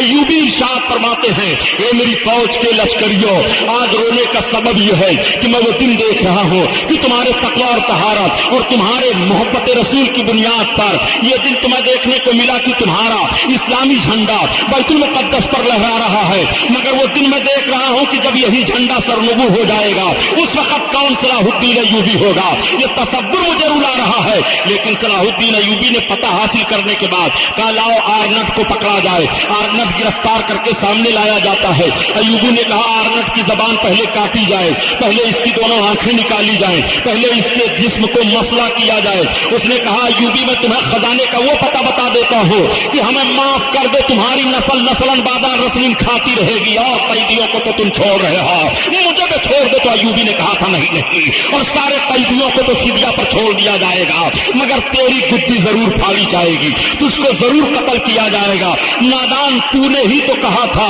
کہ جب تو نے 12 حاجیوں کو گرفتار کر لیا تھا اور 12 حاجیوں نے رسول اللہ کی دہائی دی تھی تو تو نے کہا تھا بلاؤ اپنے نبی کو مدد دینے کے لیے، تمہارے نبی آئے تمہاری مدد کرنے کے لیے. ظالم سن انتصروا انال محمد تو تسلیم، میں محمد کی طرف سے ان کا بدلہ لینے والا ہوں. آج تیری گردن ضرور کاٹی جائے گی. اور بیت المقدس کی شاہراہ پر آرنب کی گردن کٹوا کر کے اور اس کے جسم کو مسئلہ کروا کر کے پھینکوا دیا تھا اور قوم کو ذہن فکر دے دیا تھا کہ رسول اللہ کی شان میں گستاخی کرنے والوں کی سزا یہ ہے.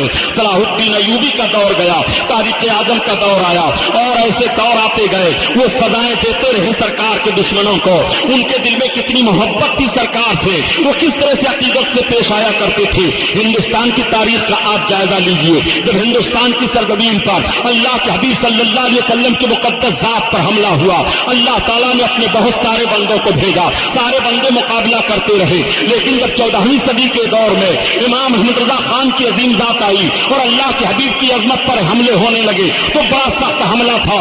امام احمد رضا خان نے ان سارے حملوں کا جواب دیا اور انہوں نے اکیلے ہی جواب نہیں دیا بلکہ ہندوستان کی سرزمین پر میں بتاؤں پیارے، جب اسماعیل دہلوی نے کتاب لکھی تھی جس کا نام تقویت الایمان ہے، تو اسماعیل دہلوی کی کتاب تقویت الایمان کے رد میں ہندوستان کے 250 کتابیں نکل چکی تھی تقویت الایمان کے رد میں، اور ہندوستان کے 362 علماء صرف اسماعیل دہلوی کے رد میں کتابیں لکھ رہے تھے. ان عالموں کے بڑے بڑے جو ہے نام ملاحظہ کرو.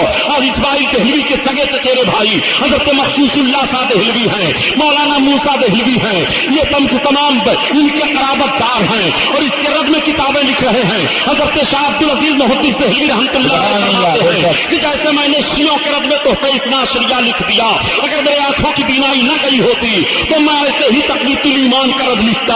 اور یہی حضرت شاہ عبد العزیز محدث دہلوی ہیں، اپنی جائیداد سے اسماعیل دہلوی کو آگ کر دیتے ہیں، محروم کر دیتے ہیں. ابھی اعلیٰ حضرت کا زمانہ نہیں ہے، اعلیٰ حضرت پر الزام لگاتے ہو کہ اعلیٰ حضرت نے وہابیوں کی کڑائی کھولی ہے. سب سے پہلے وہابیوں کا راج مولانا فضل حق خیرآبادی نے کیا، مولانا بدایونی نے کیا، اور یہ سارے کے سارے لوگ کتابیں لکھ رہے ہیں. 250 کتابیں اعلیٰ حضرت سے پہلے اس کتاب کے رد میں نکل جاتی ہیں جس کتاب کے تعلق سے خود اسماعیل دہلوی نے کہا تھا کہ یہ میری کتاب ایسی ہے جس سے مسلمانوں میں شورش پیدا ہوگی، لڑائی بھیڑیں گے، اختلاف پیدا ہو جائے گا. میں کہتا ہوں یہ تاریخ تم سامنے کیا رکھ رہے ہو؟ امام احمد رضا خان پر الزام دیتے ہو. بات صرف یہ ہے پیاری کہ یہ سارے علماء تم سے لڑتے رہے مگر آخری میدان جس نے سر کر لیا وہ سرکار اعلیٰ حضرت کی عظیم ذات ہے. بدلتے رہے اور ہر روپ میں تم آتے رہے. تمہارے سارے روپوں کو اکٹھا کر کے امام احمد رضا خان نے قوم کے سامنے پیش کر دیا اور علماء حرمین طیبین کے کے سامنے پیش کیا تب تمہیں کافر قرار دے دیا گیا اور تمہارا خارجہ اسلام سے کر دیا گیا، تمہارا کوئی تعلق اسلام سے نہیں رہ گیا۔ اب تم چیخ پڑے کہ امام احمد رضا خان نے مجھے کافر کہہ دیا، مجھے کافر کہہ دیا۔ میں عرض کرنا چاہتا ہوں امام احمد رضا خان نے تمہیں کافر نہیں کہا ہے، تم اپنے کفر کی بنیاد پر کافر ہو گئے ہو۔ امام احمد رضا خان نے اسی کفر کو لوگوں کے سامنے بیان کر دیا ہے تاکہ تمہارا چہرہ پہچانا جا سکے اور تم پہچانے جا سکو۔ تم ایک مسجدیں نہیں 50,000 مسجدیں بنا ڈالو، تمہارے لیے کوئی کامیابی نہیں ہے اور نہ تمہارا رشتہ اسلام سے رہ جائے گا، اس لیے کہ تم نے نبی کی شان میں توہین کی ہے اور نبی کونین صلی اللہ تعالیٰ علیہ وسلم کی عظمت کا کھلواڑ بنایا ہے۔ بے شک اللہم صلی اللہ سیدنا مولانا صلی اللہ تعالیٰ علیہ وسلم۔ اعلیٰ حضرت اعلیٰ حضرت اعلیٰ حضرت کا ہر دم نام لیا جاتا ہے، اعلیٰ حضرت کا سلام پڑھا جاتا ہے، اعلیٰ حضرت کے سلام پر بھی اعتراض ہو رہا ہے، اعلیٰ حضرت کے نام پر بھی اعتراض کر رہے ہیں۔ جس اعلیٰ حضرت نے قوم مسلم کو ہندوستان کی سرزمین پر جھنجھوڑا اور عظمت مصطفیٰ کا سبق پڑھا دیا ہے، یہ اعلیٰ حضرت کوئی معمولی اعلیٰ حضرت نہیں ہے۔ اعلیٰ حضرت عظیم البرکت کی بارگاہ میں پروفیسر ضیاء الدین جو علی گڑھ یونیورسٹی میں وائس چانسلر تھے، ایک ریاضی کا مسئلہ الجھ جاتا ہے، وہ سمجھ نہیں پا رہے ہیں، انہوں نے تمام لوگوں سے تمام پروفیسروں سے سمجھا، جب بات سمجھ میں نہیں آئی تو جرمن جانے کا پلان بنایا۔ مولانا سید سلیمان اشرف جو دینیات کے پروفیسر تھے مسلم یونیورسٹی میں علی گڑھ، انہوں نے کہا ضیاء الدین صاحب کہا ہاں، کہا آپ پہلے بریلی چلے جائیے، کہا بریلی کہا ہاں، کہا وہاں کون سے ریاضی داں ہیں، کہا اعلیٰ حضرت سے جا کر کے ملاقات کر لیجیے۔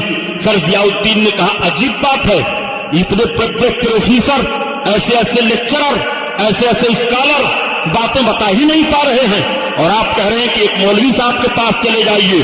مولانا سید سلیمان اشرف نے کہا آپ چلے جائیے، تھوڑا سا وقت لگے گا، اس میں کیا بات ہے، پھر آپ جرمن چلے جائیے گا، کہا آپ بھی ساتھ میں چلیں تو میں چلتا ہوں۔ مولانا سید سلیمان اشرف لے کر کے سر ضیاء الدین کو بریلی کی سرزمین پر پہنچے۔ عصر کے وقت اعلیٰ حضرت عظیم البرکت نماز پڑھنے کے لیے جا رہے ہیں، سلام و کلام ہوتا ہے، سرکار اعلیٰ حضرت نے فرمایا کہ سید صاحب کیسے آنا ہوا؟ عرض کرتے حضور ایک ضروری کام کے لیے آیا ہو۔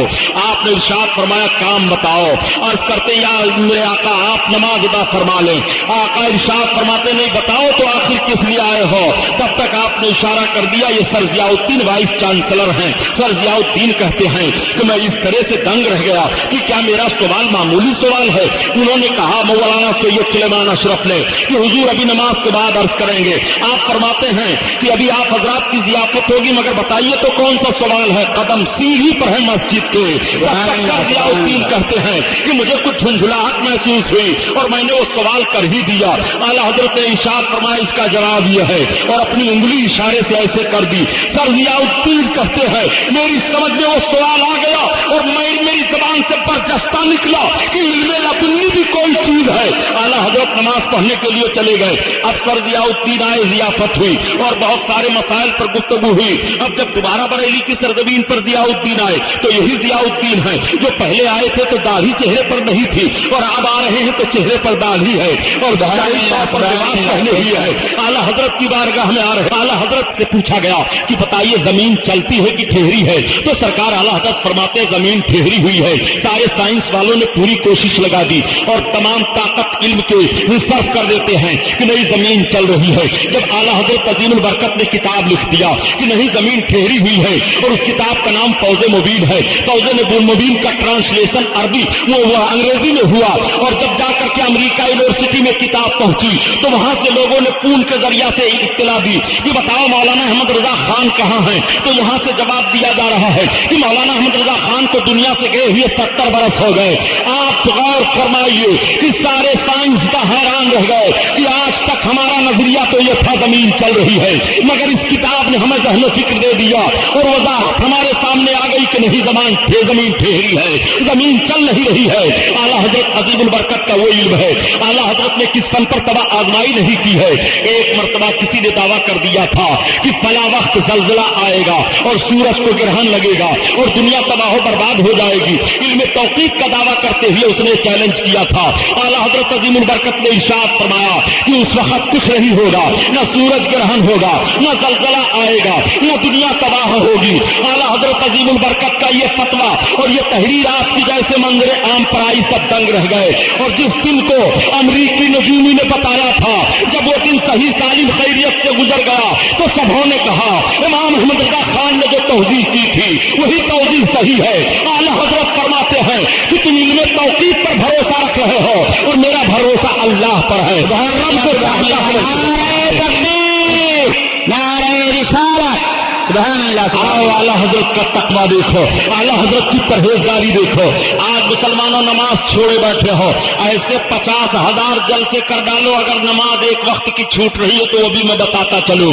اعلیٰ حضرت نے کس طرح سے سختی سے فرمایا ہے کہ نماز ادا کرو, نماز نہ چھوٹنے پائے. اعلیٰ حضرت کے مشن کو ذرا غور سے تو دیکھ لو.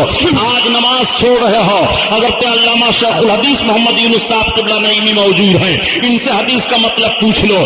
آقا کریم صلی اللہ علیہ وسلم ارشاد فرماتے ہیں من ترک الصلاۃ متعمدا فالقیا فی النار 30 حقبا, جو جان بوجھ کر کے ایک وقت کی نماز چھوڑتا ہے وہ 80,000 سال تک جہنم میں جلتا رہے گا. آج اعلیٰ حضرت پکار رہے ہو, اعلیٰ حضرت کا مشن ہے نماز تمہاری نہ چھوٹنے پائے. یہی سردی کا موسم چل رہا ہے, بڑی شدت کی سردی پڑ رہی ہے. اعلیٰ حضرت عظیم البرکت مسجد میں تشریف لے گئے, بارش ہونے لگی, اب وضو کرنے کے لیے جگہ نہیں ہے. اعلیٰ حضرت کا احتیاط ذرا ملاحظہ فرمائیے, مسجد میں پانی گرانا درست نہیں ہے. سرکار اعلیٰ حضرت نے جو لحاف اوڑے ہوئے تھے اسی لحاف کو رکھ دیتے ہیں اور اسی پر وضو بناتے ہیں تاکہ پانی زمین پر مسجد میں گر کر نہ جائے, اور پھر نماز ادا کر رہے ہیں. یہ اعلیٰ حضرت کا احتیاط دیکھو اور یہ نماز کی پابندی ملاحظہ کرو. یہی سرکار اعلیٰ حضرت ہیں. آج مسجد کا احترام ہم اور آپ کیسے کر رہے ہیں, اور مسجد کا احترام اعلیٰ حضرت سے پوچھیے. ایک مرتبہ تیل ختم ہو گیا تو کسی نے, مٹی کا تیل نہیں تھا بلکہ کڑوا تیل تھا, اس نے لالٹین میں ڈال دیا اور ڈالنے کے بعد جلا کر کے رکھ دیا. سرکار اعلیٰ حضرت نے پوچھا یہاں لالٹین جلائے رکھے ہو؟ انہوں نے عرض کیا سرکار اس میں مٹی کا تیل نہیں جل رہا ہے, میں نے لالٹین میں تیل ختم ہو گیا تو کڑوا تیل ڈال دیا. آپ ارشاد فرماتے ہیں عموماً کڑوا تیل نہیں بلکہ مٹی کا تیل ڈال کر کے لالٹین جلائی جاتی ہے. تم جب سب لوگ دیکھیں گے تو کہیں گے کہ اعلیٰ حضرت کی مسجد میں لالٹین جل رہی تھی, مٹی کا تیل ڈالا ہوا تھا, اس لیے دلیل بنا لیں گے سب کو تو علم نہیں ہے. اور جب تک یہ لالٹین جل رہی ہے تب تک تم یہاں کھڑے ہو کر کے کہو کہ اس میں مٹی کا تیل نہیں ہے بلکہ اس میں کڑوا تیل ہے, اس میں مٹی کا تیل نہیں ہے بلکہ اس میں کڑوا تیل ہے, اس میں مٹی کا تیل نہیں ہے بلکہ اس میں کڑوا تیل ہے, تاکہ اکثر لوگوں کو یہ خبر پہنچ جائے. یہ اعلیٰ حضرت کا احتیاط ملاحظہ فرمائیے. اعلیٰ حضرت عظیم البرکت کو کہاں کہاں دیکھو گے. آج تم نہ جانے کتنے اسٹیجوں پر چلے جایا کرتے ہو, تمہارا تقدس سلامت نہیں رہتا ہے, لیکن اعلیٰ حضرت کا احتیاط ملاحظہ فرمائیے. سرکار اعلیٰ حضرت کوٹ اور کچہری گئے کبھی نہیں گئے. اعلیٰ حضرت عظیم البرکت پر جب مقدمہ قائم کیا گیا اور لوگوں نے کہا حضور بہت سخت وارنٹ آیا ہوا ہے, اب کی تو آپ کو کورٹ میں چلنا پڑے گا, تو اعلیٰ حضرت عظیم البرکت فرماتے ہیں میں اپنے مدینہ والے آقا کی بارگاہ میں فریاد پیش کروں گا, میری فریاد وہی سنیں گے, میں دنیا کے کورٹ اور کچہری میں اپنی فریاد وہی پیش کروں گا. تو اعلیٰ حضرت عظیم البرکت نے قلم اٹھا لیا اور نبی کونین کی بارگاہ میں استغاثہ پیش کیا. عرض کرتے ہیں یا رسول اللہ تم حقیق دو دشمن خبیر تم ہو تو پھر خوف کیا تم پہ کرو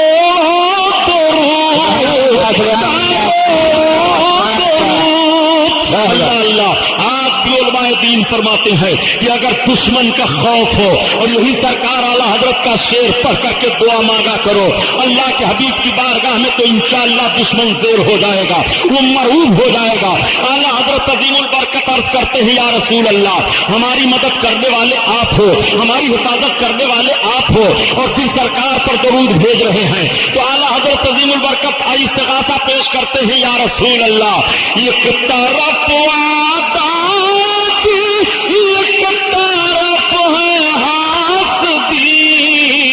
بندہ ہے تنہا شاہ تم پہ کرو درود یا رسول اللہ. دنیاوی دشمن ہیں، میرے سرکار میں تنہا ہوں، آپ پر درود بھیج رہا ہوں، آپ مدد کرو۔ تو ایسی مدد ہوئی کہ کورٹ اور کچہری کی جانب رخ نہیں کرنا پڑا ہے۔ وہ سرکار اعلیٰ حضرت عظیم البرکت ہیں۔ اعلیٰ حضرت عظیم البرکت نے پیغام کون سا نہیں دیا ہے؟ عشق رسول کا۔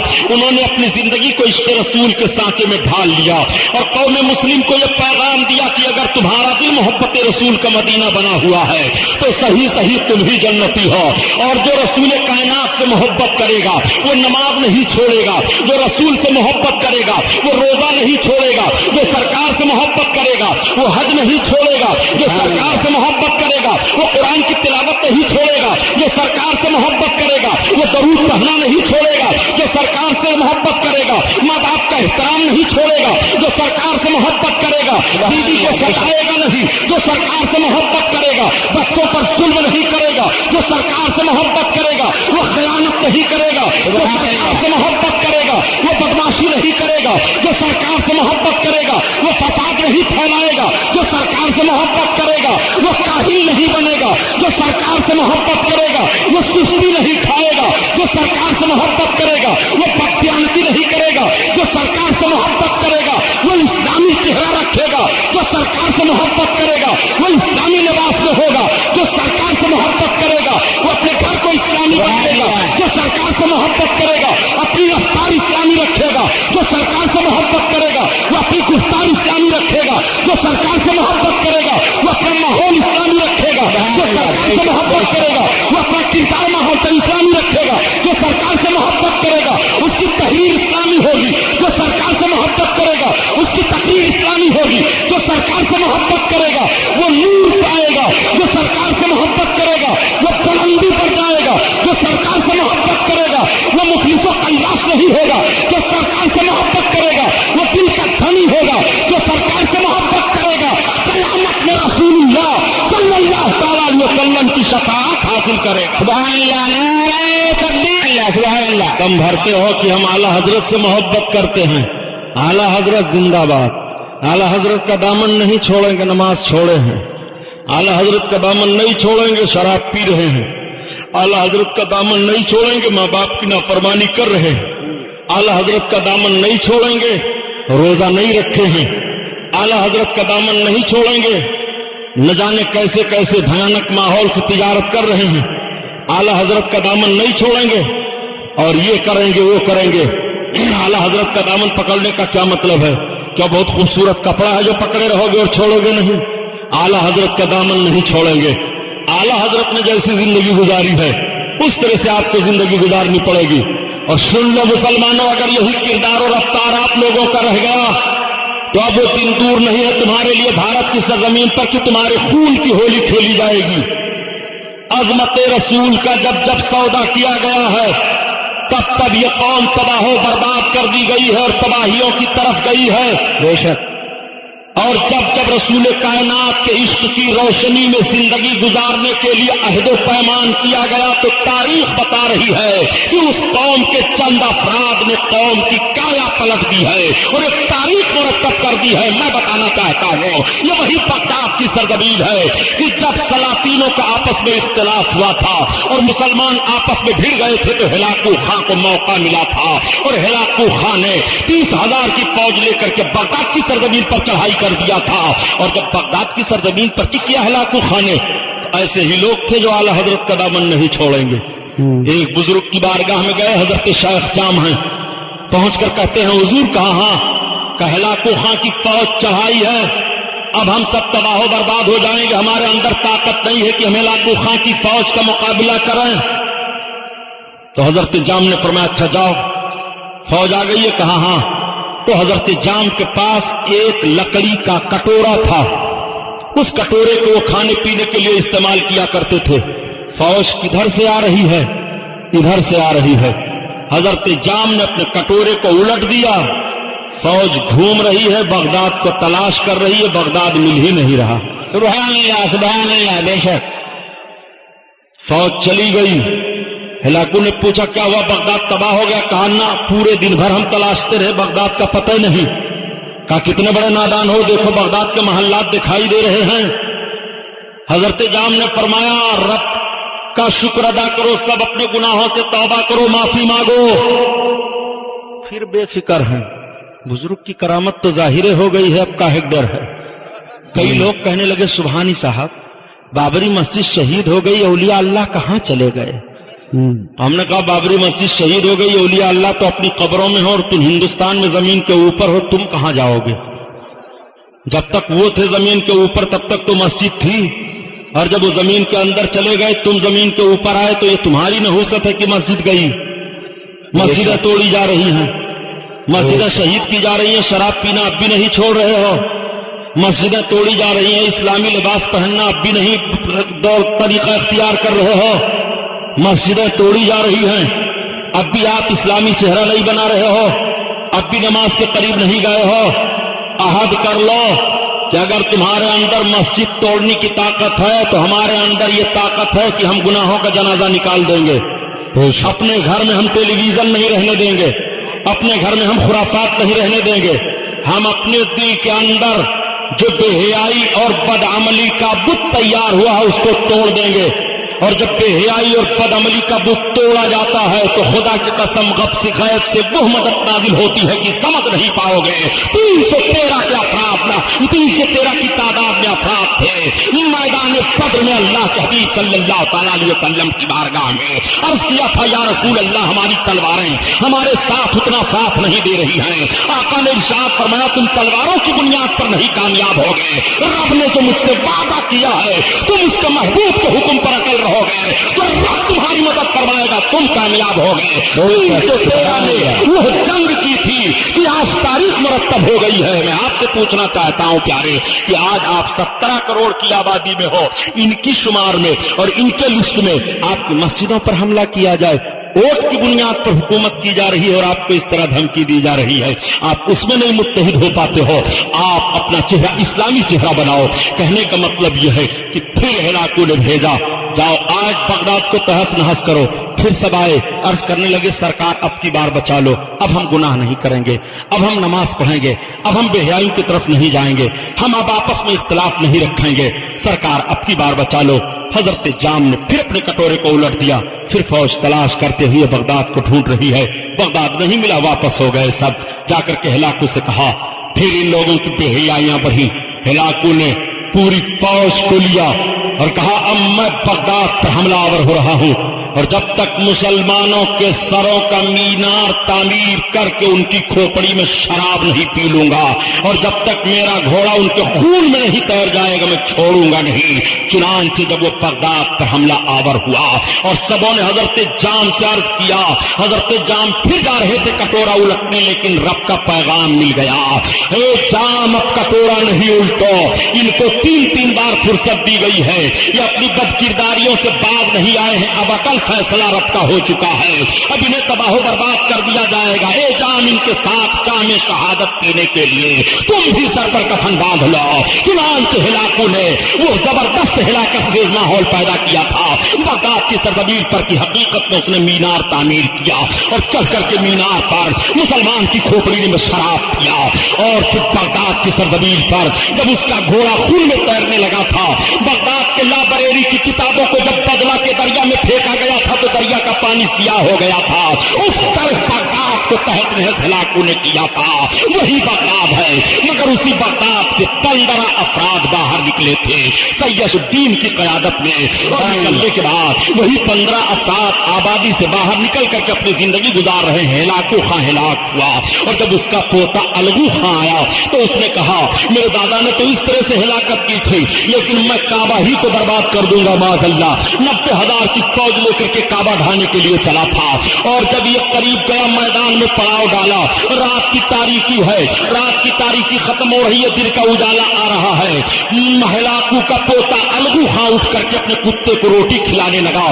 تب تک دریا میدان میں ایک آواز آتی ہے اذان کی. اس سہرانہ وردی میں ہلاکو خاں کا پوتا سنتا ہے تو گھبرا جاتا ہے, اور اس نے کہا یہ آواز کہاں سے آ رہی ہے اذان کی. حفاظتی دستے کو کہا پتہ لگاؤ. جب حفاظتی دستہ پتہ لگاتا ہے تو اس نے کہا 15 افراد ہیں, اور اذان اذان دے کر کے نماز پڑھ رہے ہیں.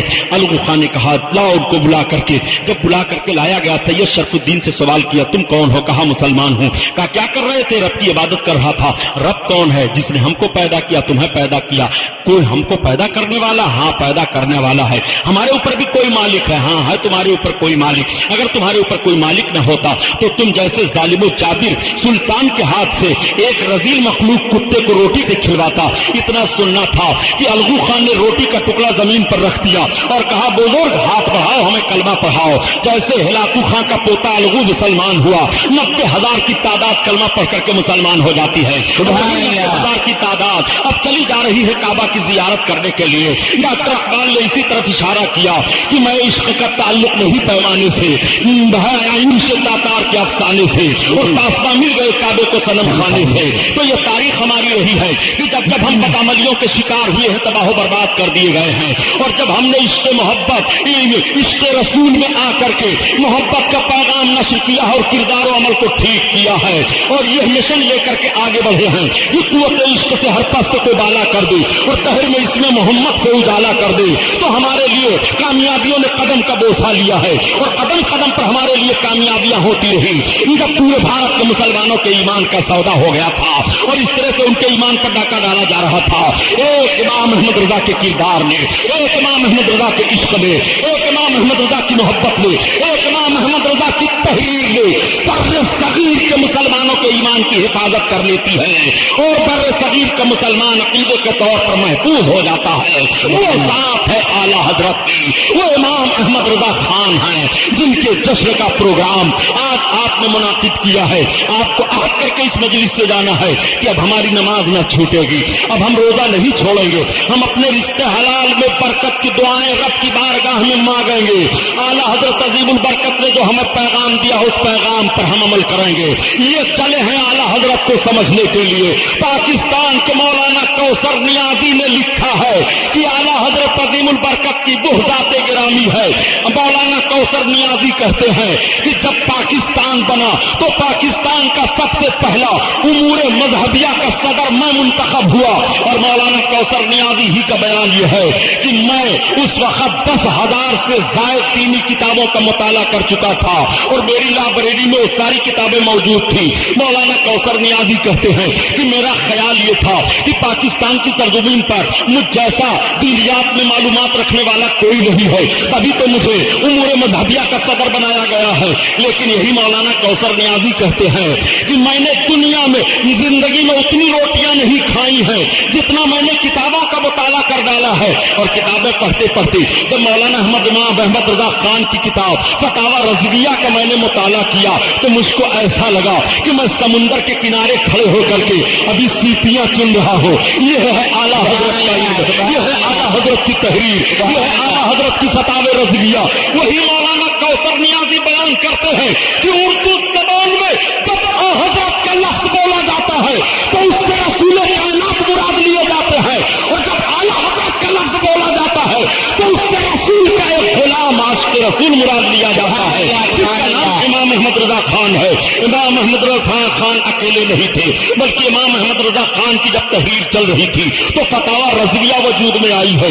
امام احمد رضا خان کا جب قلم چل رہا تھا تو سبحان سبوح کتاب وجود میں آئی. امام احمد رضا خان کا قلم چل رہا تھا تو الدولت المکیہ بمادۃ الغیبیہ آ رہی ہے. امام احمد رضا خان کا قلم جب چل رہا ہے تو الامن والولا کتاب آ رہی ہے. امام احمد رضا خان کا قلم جب چل رہا ہے تو تمام کتابیں وجود میں آ رہی ہیں. اور سنو جب امام احمد رضا خان درسگاہ کی طرف گھوم رہا ہے تو صدر الشریعہ جیسی ذات سامنے آ رہی ہے.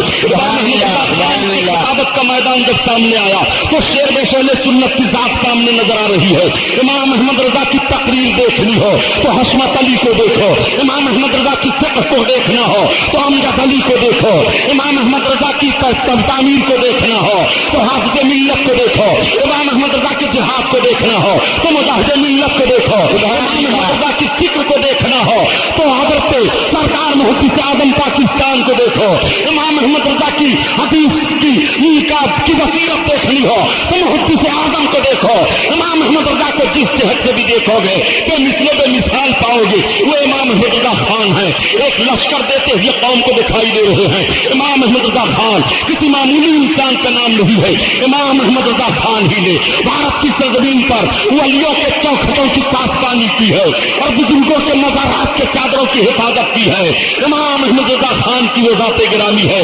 आज इमाम अहमद रजा खान पर इल्जाम लगाया जाता है, औरतों को कब्रों पर ले जा करके आप घुमा रहे हो और सयाही आप कर रहे हो। गालियां आला हजरत को दी जा रही है। आला हजरत से पूछो मजार पर औरत को जाने के लिए क्या हुक्म है। आला हजरत अजीमुल बरकत कुरान और हदीस की रोशनी में तहरीर फरमा रहे हैं कि औरत जब मजार पर जाने के लिए अपने कदम को बाहर घर से निकालती है तो अल्लाह और अल्लाह के फरिश्तों की लानत उस पर होती है, और जिस कब्र पर जाती है तो साहिब मैयत की रूह उस पर लानत भेज रही है। इमाम अहमद रजा खान ने तो यही मिशन दिया है। इमाम अहमद रजा खान से जब पूछा गया कव्वाली के ताल्लुक से तो आप फरमाते हैं मज़ामीर के साथ कव्वाली सुनना हराम है, हराम है। इमाम अहमद रजा खान से जब चादरों के ताल्लुक से सवाल हुआ तो इमाम अहमद रजा खान फरमाते हैं कि बुजुर्ग के मजार पर एक चादर चढ़ा दो, इजहार अज़मत के लिए काफी है। बकिया ढेर चादरें उठा ली जाए और खरीद फरोख्त करके वो पैसा गरीबों पर तकसीम कर दिया जाए। इमाम अहमद रजा खान से जब पूछा जा रहा है चिराग जलाने के लिए मज़ारों पर तो इरशाद फरमाते हैं कि जहां शाहराह हो, रास्ता लोग जा रहे हों और बुजुर्ग के कब्र की आजमत की इजहार का मामला हो, एक चिराग काफी है या कुछ रोशनी कर दी जाए जिससे लोग समझ जाएं अल्लाह के वली का ये मज़ार है, ये अल्लाह के वली की कब्र है। और रास्ते में कब्र की बेहुरमती न होने पाए, रास्ते में तकलीफ न पहुंचने पाए। आला हजरत से जब अगरबत्ती सुलगाने के ताल्लुक से पूछा गया तो आप फरमाते हैं कि जहां पर लोग खुशबू हासिल करने वाले हो वहां पर अगरबत्ती जलाई जाए और कब्र से कम 3-4 हाथ के फासले पर जलाई जाए। अगर लोग खुशबू सूंघने वाले हो तो वहां से गुजर रहे हो तो, वरना माल को जाए करने से कोई फायदा नहीं है। आला हजरत तो ये सारी चीजें दे रहे हैं और बिदात का किला कमा कर रहे हैं और आला हजरत के नाम पर बिदात का माहौल पैदा करके आला हजरत को तुम बदनाम कर रहे हो और फिस्क फजूर में मुब्तला होकर के दरसगाहों से लेकर के खानकाहों तक की बेहुरमतियां पैदा करके आला हजरत के नाम पर कलंक के टीके हम और आप बने हुए हैं। वो सरकार आला हजरत अजीमुल बरकत की अजीम ज़ात गिरामी है प्यारे। आला हजरत ने कहां कहां तुम्हारे लिए निशानदेही नहीं की है और किस किस अंदाज से आला हजरत ने आपको बचाया नहीं है।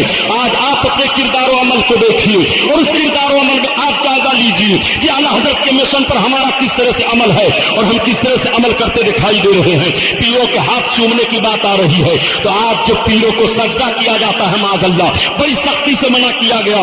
हाथ और पैर का उनके बोसा ले सकते हो जिस तरह से बोसा लेने का दस्तूर है, लेकिन जिस तरह से सजदा कर रहे हो इस तरह से अपनी पेशानी और हाथ रख करके जब उनके लिए ताज़ीम करते हो तो फौरन शरीयत पाबंदी लगा रही है।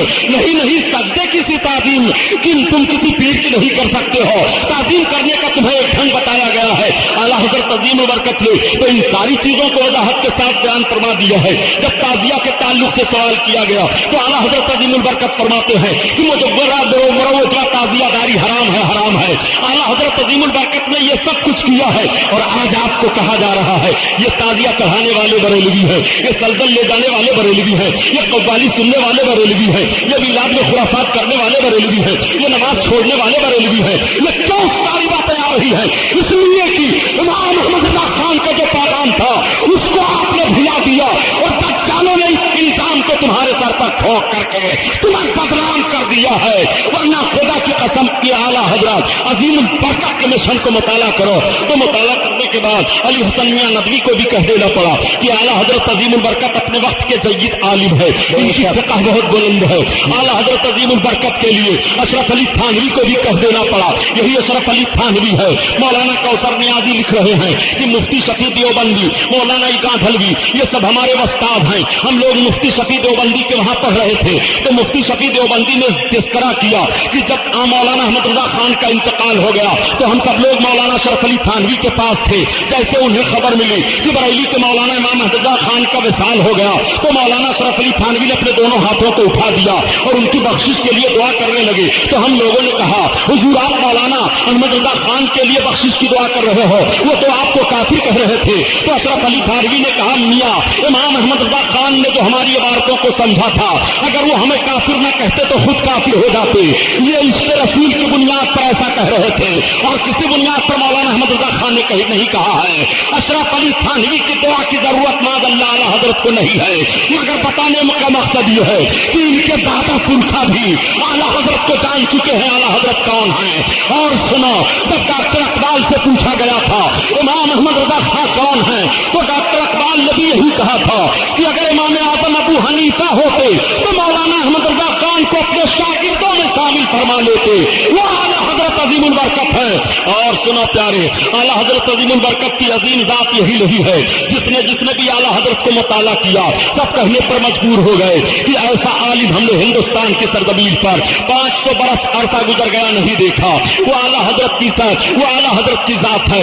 देखो हिंदुस्तान की सरजमीन पर जब औरंगजेब आलमगीर की हुकूमत थी तो औरंगजेब आलमगीर रहमतुल्लाह ताला अलैह ने तिब्बत की वादी से लेकर के और अफगानिस्तान की सरहद तक इन सारे तमाम हुदूद और कुयूद जो बनाए गए हैं, इतना बड़ा ये मुल्क हिंदुस्तान था।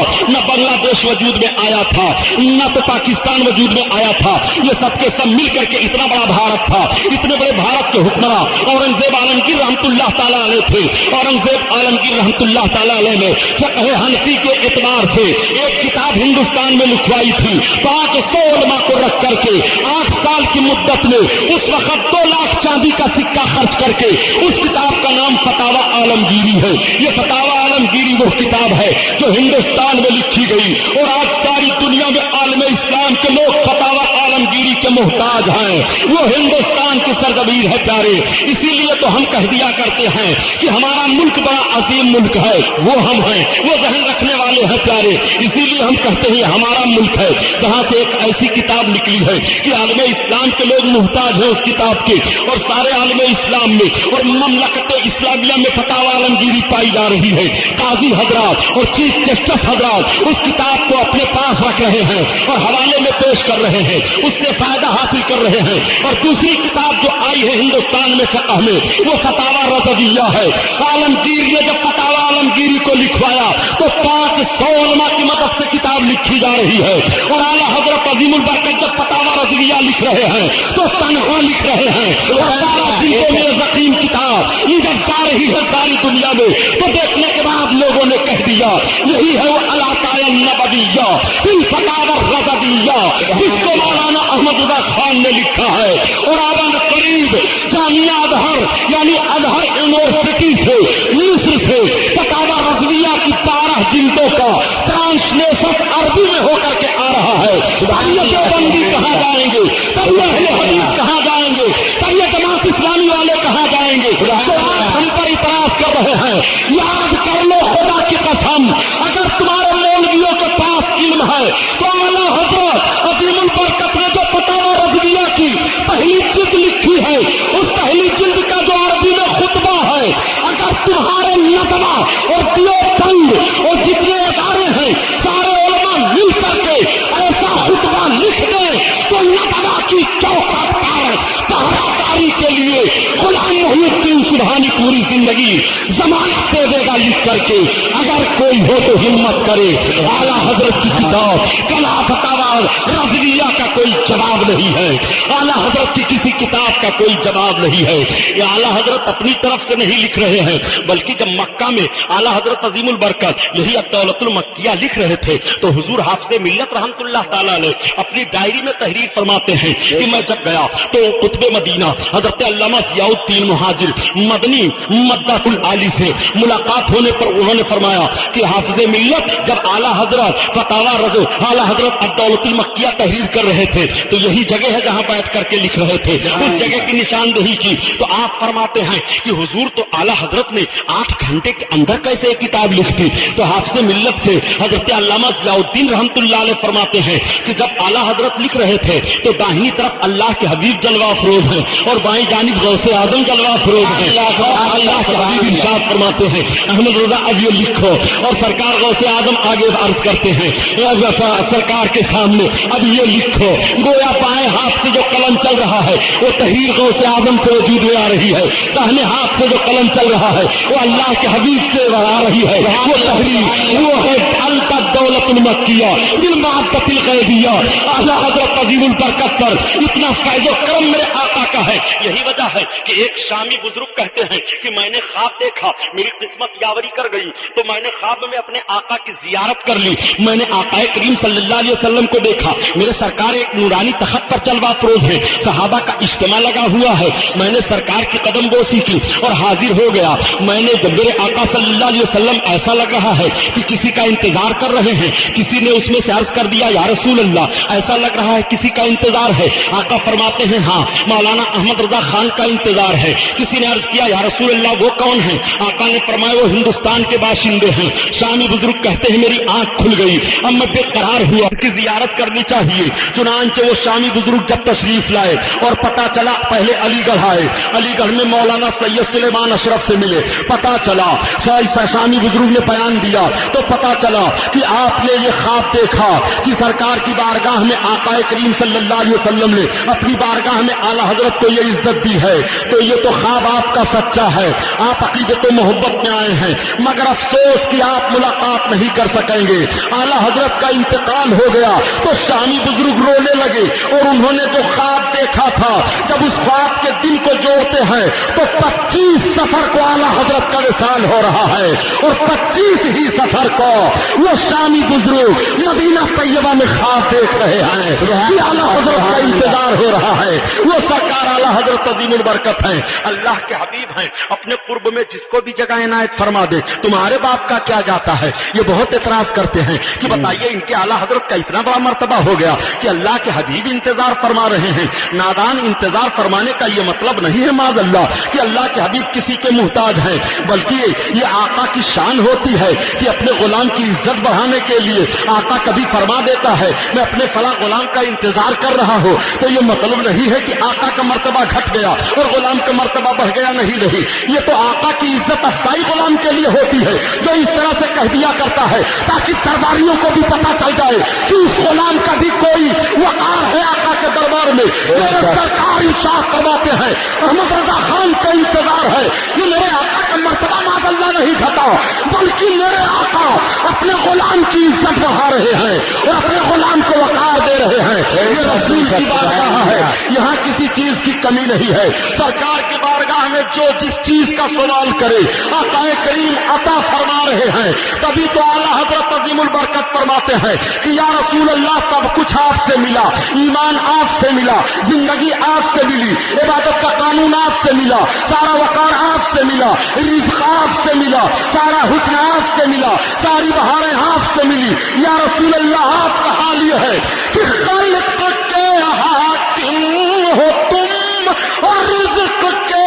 قاسم ہو تم، اور جو ملا تم سے ملا تم پہ کرو درود، اللہ اللہ، نعرہ تکبیر۔ دوستو والعاقبۃ للمتقین، اور آخرت میں اچھا انجام پرہیزگاروں کے لیے ہے، اعلی حضرت کا آخری پیغام عشق رسول اور پرہیزگاری ہے، بے شک اس پر عمل کرو، تب تو مشن پر اعلی حضرت کے عمل کر رہے ہو، اعلی حضرت زندہ باد کا نعرہ لگانا صحیح ہے۔ السلام علیکم۔